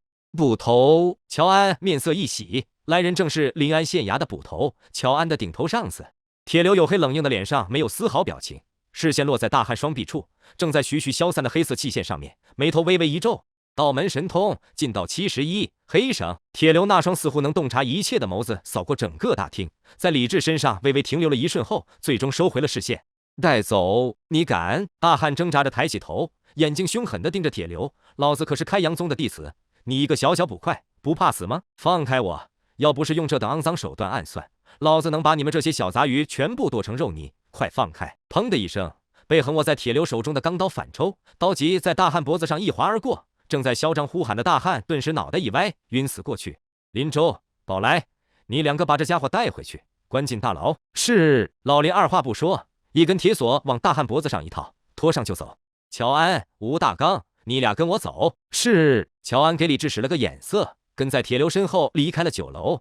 原本躲在远处观望的众多看客，眼瞅着一行人离开了酒楼，顿时炸开。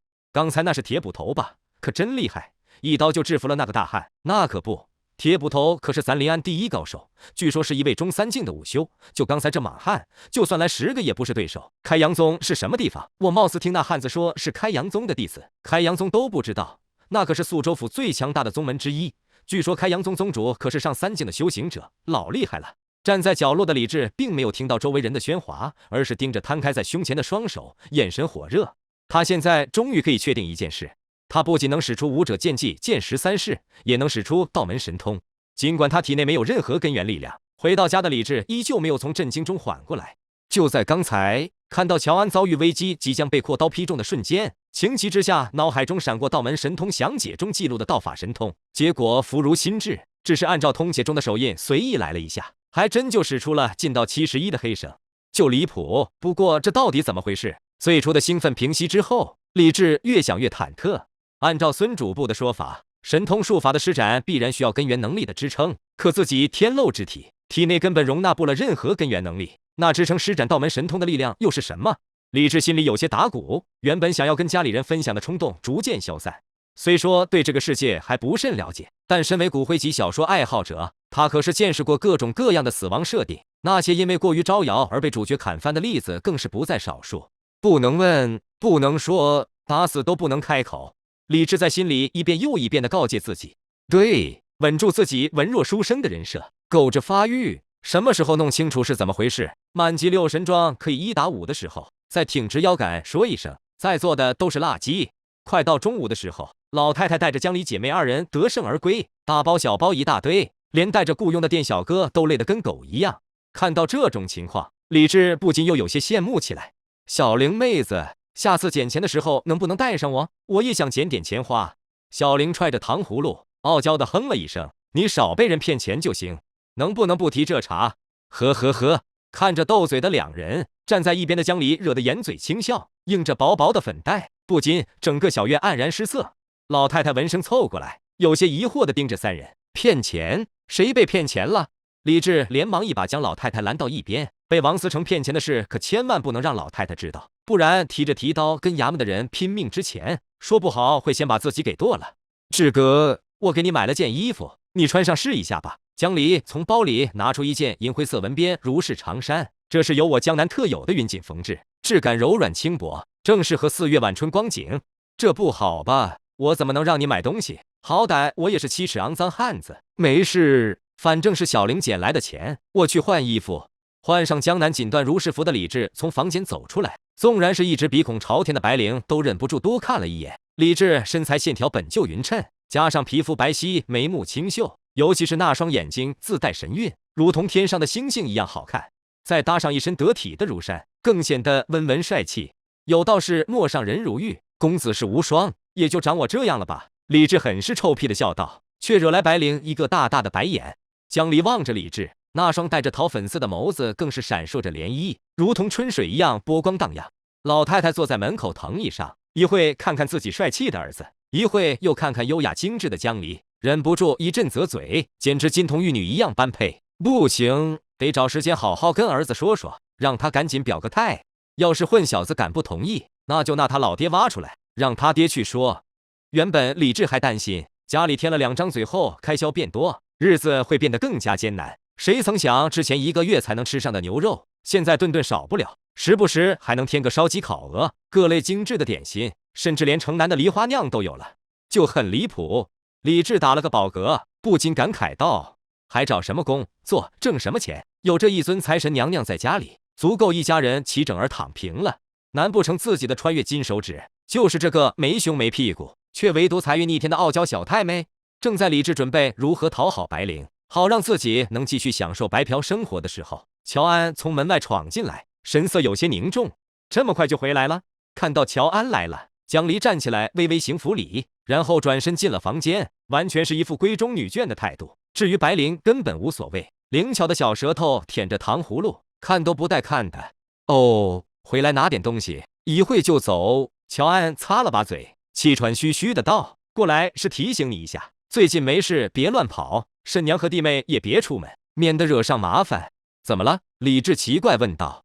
乔安有些蛋疼，临安城最近怕是不太平，不应该说是很乱。什么意思？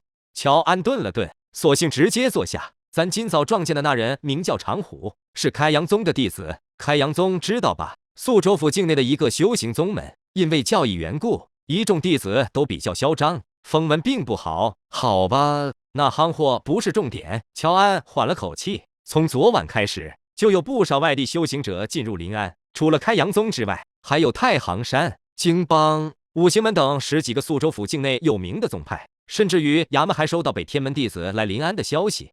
相比于开阳宗，北天门可是真正的庞然大物。别说一个临安县城，就算是宿州府治，他们也不一定放在眼里。就因为这事，原本在宿州府修行的县令大人也被惊动，正在快马加鞭地赶回来。这么热闹吗？李治眼中闪着光。热闹吗？草，临安城是热闹了，可我们这帮差役捕快不得疯掉。乔安一把一把薅着头发，不仅要保护百姓，维持临安县正常秩序，还得小心碰到一些不把咱放在眼里的狠人。就像开阳宗的愣头青，铁捕头虽然厉害，可也兼顾不了这么多势力的渗入。而我们这帮混吃等死的废柴，又他妈没什么鸟用。这话说的，李治听完，心里倒是更加疑惑了。往些日子也没听说有这么多修行者来咱临安啊！你老实交代，咱临安县是不是发现矿、发现异宝了？乔安皱了皱眉，神色忽然变得冷峻下来。不是异宝，是大妖。有消息称，临安有大妖蛰伏，这些自命不凡却不知死活的修行者，是来临安降妖的。李治悚然一惊，妖的存在，在这个世界并不是什么秘密，甚至于连3岁小孩都知道世上有妖，街头巷尾更是以此为谈资，各种衍生的话本花样百出。而妖在人类口中的形象大多雷同，凶残、嗜血、恐怖，是一切邪与恶的代名词。但事实上，临安出现的妖并不多，至少李治在临安生活了19年，从未真正见过妖。自从武帝继位之后，加强了边境防御，大荒的妖族便少有越过漠河天堑，即使有，也会被北方军歼灭。至于武朝内部，一些自行修炼成型的妖族，更是在镇妖司这个庞然大物的清扫镇压之下几乎绝迹。侥幸存活的妖也只能收敛气息，隐藏在暗处苟且偷生。可以说，武朝境内早就没有了妖族立身之地。乔安叹了口气，这就导致人族对妖的恐惧与敬畏变得越来越弱，甚至于一些修行者渴望见到妖，以此来证明自己的修为到过，借以扬名。乔安面色有些古怪，带着隐约的愤怒。李治倒是有些明白，临安县作为最靠近大荒的城市之一，吴起年前可没少经历妖族的侵扰。他的祖辈，包括自己的父亲，都曾见识过妖族的恐怖与强大。乔安舒了口气，站起来，拍了拍李治的肩膀。这伙人来临安是找妖的，或许不仅打着诛妖正道的主意，还想从这只大妖身上得一些好处。奶奶的，也不知道临安有妖的消息是谁传出去的，是真是假都未可知。若真有妖还好，若这妖物一直不肯现身，鬼知道这伙王八蛋会在临安逗留多久。乔安说完就走了。身为临安的捕快，现在正是他发光发热的时候。遭遇这些视法纪为无物的江湖修士，他们这群仅仅9品5修的衙役，所要面对的境遇可想而知。乔安走后，李治一个人坐在台阶上，眯着眼睛想着某些事。不知何时，文雅恬静的江离出现在李治身后，眼神有些复杂。刚才乔安的话听到了？李治回头笑了笑，问道：“你们也别担心，有临安官府的辖制，这帮外来修行者也不敢到处惹事。不过这段时间你们就别出门了，待在家里更好一些。”江离没有回应，神色似乎有些踌躇。怎么了，阿离？有事吗？李治奇怪道。江离扭过头去，笑得有些勉强。没事，就是听着乔大哥说起妖，总觉得有些害怕。别担心，武朝治下的宿州府有着最强大的镇妖司，还有各大宗门坐镇。临安县还有一帮差役，就算有妖，也有他们对付，伤害不到我们的。李治安慰道。江离盯着李治，眼中闪过一丝复杂神色。你就不怕妖吗？我当然不怕，哈哈。读书人胸藏浩然气，这些妖学精怪应该怕我才对。李治的牛逼张口就来，不过很快就讪笑2声。要说不怕，倒也假，毕竟几10年前，临安可遭遇过不止一次的妖族侵扰，不少先辈死在妖族手中。但要说怕，倒也不至于，毕竟我在临安生活近20年，也没见过妖长什么样，有时候都觉得妖是不是大人编造出来吓唬小孩的。李治嘿嘿笑道：“如果可以的话，我倒是想见一见真正的妖。毕竟从许仙、宁采臣这等先辈留下的经验来看，跨物种禁忌之恋可比寻常娶妻生子刺激多了。什么擅长吞吐之道的蛇精，擅长骑乘之术的马精，天生魅惑妖异的狐狸精，尤其是狐狸精，据说一个个都是瘦而狐尾的小狐娘，深知男女鱼水之乐，那滋味。”李治说的兴起，忽然瞧见江离面色有些不对，雍容妩媚的俏脸上红彤彤的，好看的卡姿兰大眼带着一丝嗔怒，一双纤细白皙的手搅在一起，揪着自己的裙摆。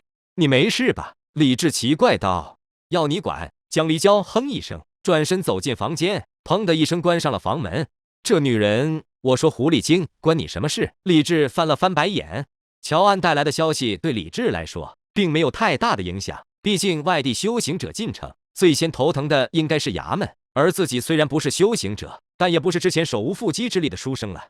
或许自己可以借这个机会好好认识一下这个世界了。李治挠了挠头，咧嘴道。江离背靠着房门，想起李治刚才说的话，禁不住俏脸泛红。瘦耳、狐尾、小狐娘、坏蛋李治，心里想的是什么呢？听着都让人害羞起来了呢。江离双手捧在胸口，咬着嘴唇，眼含嗔怒。还有什么吞吐之道、七成之术？这些词怎么总给人一种涩涩的感觉呢？是我想多了吗？江离眼中的嗔怒慢慢化开，嘴角慢慢挑起一个小小的弧度。不过，貌似这个对妖族并不是太讨厌的呢，尤其是狐狸精。呸！我才不是狐狸精呢，更不懂什么男女鱼水之乐了。这样的话，我是不是就不算一只合格的狐狸精呢？怎么办？白灵蹲坐在床边，嘴里叼着糖葫芦，吧唧吧唧啃着，一边歪着脑袋，好奇地望着脸色一会娇羞，一会嗔怒，一会又有些自责的江离。姐姐，你怎么了？江离咳了咳，逐渐收起心中的小心思。自己年纪小，有些东西不懂也正常。再说这些事都是可以学习的嘛，以后找机会就是。江离望了眼已经回房的李治，收回视线。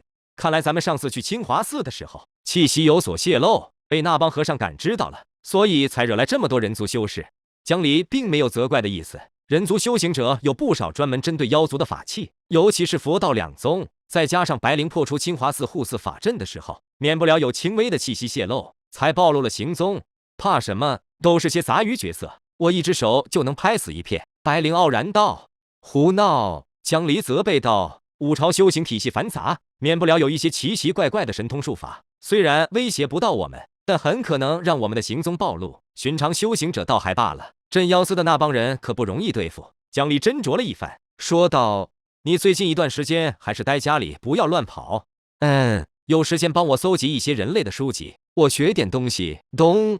铁流收回拳头，望着倒地不起的男人，眼神冷肃。这是今天第几个了？乔安呲着牙，狠狠地踹了一脚地上的大汉，回道：老大，这已经是第13个闹事的外地修士了，还是跟前面的一样送回大牢吗？老大，再这样下去，大牢恐怕要关不下了。乔安自从当上县衙差役之后，还从没像这几日一样觉得如此疲惫。说好的皇家铁饭碗，躺平公务员呢？要怪就怪那只该死的大妖，惹来这么多不服管教的外地修士，跑临安县惹是生非，搞出这么多烂摊子，可怜自己一个9品小捕快，累得尿都滋不起来了。铁流皱着眉头，黝黑方正的脸上闪过一丝焦虑。身为临安城第一执法官，他的职责便是维持临安县的安宁，保护普通百姓。但现在外地修士越来越多，闹事的也越来越多，稍不注意便会引起混乱，甚至伤亡。凭借临安县执法人员这层官方身份，临安县事态暂时还处于控制之中，但随着发酵，总会有失去控制的一天。怎么办？先押回去吧。铁流沉声道。县令大人还没回来吗？还没有。你们先回去，我去找主簿大人。铁流刚刚说完，就看到一个黑子从远处跑来，面色苍白。老大，城北出事了。李治合上书籍，眼中的金光渐渐隐去。不能老待在家里自学，要是哪里弄差皮了咋办？李治有些心虚的嘀咕着。走火入魔可不是闹着玩的。好吧，走火入魔也没的机会，自己体内根本就没有任何根源力量。该死的天漏之体！老孙说帮自己想想办法，也不知道想到办法没有，还得找机会去实验一下掌握的武技神通。家里3个女人，捣鼓这东西多少有些不方便。去找老孙。李治给老太太说了一声，叮嘱江离和白灵不要乱跑之后，转身出了太平巷，一路来到北城孙主簿家。好像是宿州府的朋友来了临安，孙大人前去迎接了。李秀才稍后一会，管家老头倒是认识李治，很是恭敬地把李治带进了书房，还倒了杯茶。李治连忙道谢。宣纸上画着一捧幽竹，是生于山涧土石之上，迎风而立。儒家多爱竹，只因春竹似于儒生气节，所以很多读书人多有咏竹的诗词来表达自身志趣。看样子孙主簿也一样，一竹御己，怕是想表达自己虽身处肃北临安，但依旧有儒家风骨，气节不倒。缺了首诗吗？李治想了想，忽然提笔蘸墨，一挥而就。刚刚放下笔，就听到一道略显调侃的声音传来：师兄的竹，纵然在太学众多学子当中，也是独树一帜，无人敢与之一较长短，更没有哪个敢在其上行文作诗。小家伙胆子挺大的吗？李治一惊，转头看到一个穿着皂白色如山的中年男人立于身后，正一脸调笑地望着自己。中年人身边，孙简真面色阴郁，一脸不喜地瞪着李治。主簿大人见谅，学生也是看大人的春竹风骨铮铮，心有所感。这个李治搓了搓手，一脸惶恐。孙简真哼了一声，走上前一把抓住宣纸就要扔到纸篓，但视线扫过李治所做的诗，动作骤然一僵。咬定青山不放松，立根原在破岩中。咬定青山，立根破岩。孙简真眼神蓦然有些恍惚，他脑海中闪过在太学求学，立志报国的意气奋发，却因为胸有不忿，为前朝发声而被贬谪临安一隅之地，远离朝堂正廷的意欲。以往的同窗无不风华光彩，在上京城一展抱负，唯独自己却要守着宿州戍北之地，很可能此生无望朝堂。恍惚中，孙建真视线下移，嘴角轻微颤动，千磨万击还坚劲，任尔东西南北风。孙建真怔在原地。中年儒士看了眼孙建正，伸手接过宣纸，轻微抚平，果不愧有秀才之名，不仅文采斐然，也多有儒家风骨。呵呵，师兄，看来你的山竹图上落笔有人了。李治暗中呲了呲牙，他没想到一手白嫖的事，竟然得了这位明显不弱于孙简真的儒士这么大的评价。短暂的沉默之后，孙简真忽然抬头，郑重地看着李治：“李治，你可愿成为我的弟子？”啊！李治一愣，这天聊的跨度是不是有些大了？旁边的中年儒士抚掌轻笑：“秀才之名只不过代表着你略有才气而已，可算不得儒家弟子。想要成为儒家学子，除了进入太学这个普遍的方式之外，便只有中三境的先生引荐推举方可。师兄虽在临安任职，但却是曾经太学4君子之一，你被师兄收为弟子，可是莫大的福气。”李治怔了怔，有些迟疑：“可是孙大人，我……”孙建真拍了拍李治的肩膀：“儒家所代表的可不仅仅是直面朝堂集权的机会，还代表着中原人族最正统的修行体系，不就是天漏之体吗？怕什么？就算我找不到解决的方法，那还有儒家的其他人，还有夫子，总会找到办法的。”孙建真郑重地望着李治，神色带着一丝期待：“我只想问你，拜我为师，你可愿意？”李治沉默了一会，撩起衣袍，恭敬跪下：“李治，见过老师。”孙建真大喜，亲自扶起李治，旋即指着桌上的山竹图，问道：“你这首诗可有名字？”竹石。孙建真捧着山竹一图，眯着眼，喜滋滋地看来看去，小心翼翼地整理平整之后，亲自装裱，挂在自家墙上。要说文采，或许有不少盖过这首竹石的，但其中立意与君子风骨，却含有与之媲美的。更别说这首诗简直是他的自身写照，与他的经历完美契合，这才让孙简真喜不自胜。老师，关于竹子的诗词，学生肚里可有不少，如果您喜欢，我给您多写几首。李治嘿嘿笑道。孙简真摇了摇头：“学海无涯，你可莫要骄傲才好。儒家弟子行文只是基本的修行，你既有几分才气，相比其他人自然容易入门，可不代表你就真能在儒道有所成就。等什么时候能以自身才气和儒家千百年积攒的浩然气共鸣，掌握文隐之术，方才算是真正的儒家弟子。”文隐之术？李治愣了愣，江离给自己的儒家术法大全，他可是翻看了好几遍，似乎没这玩意。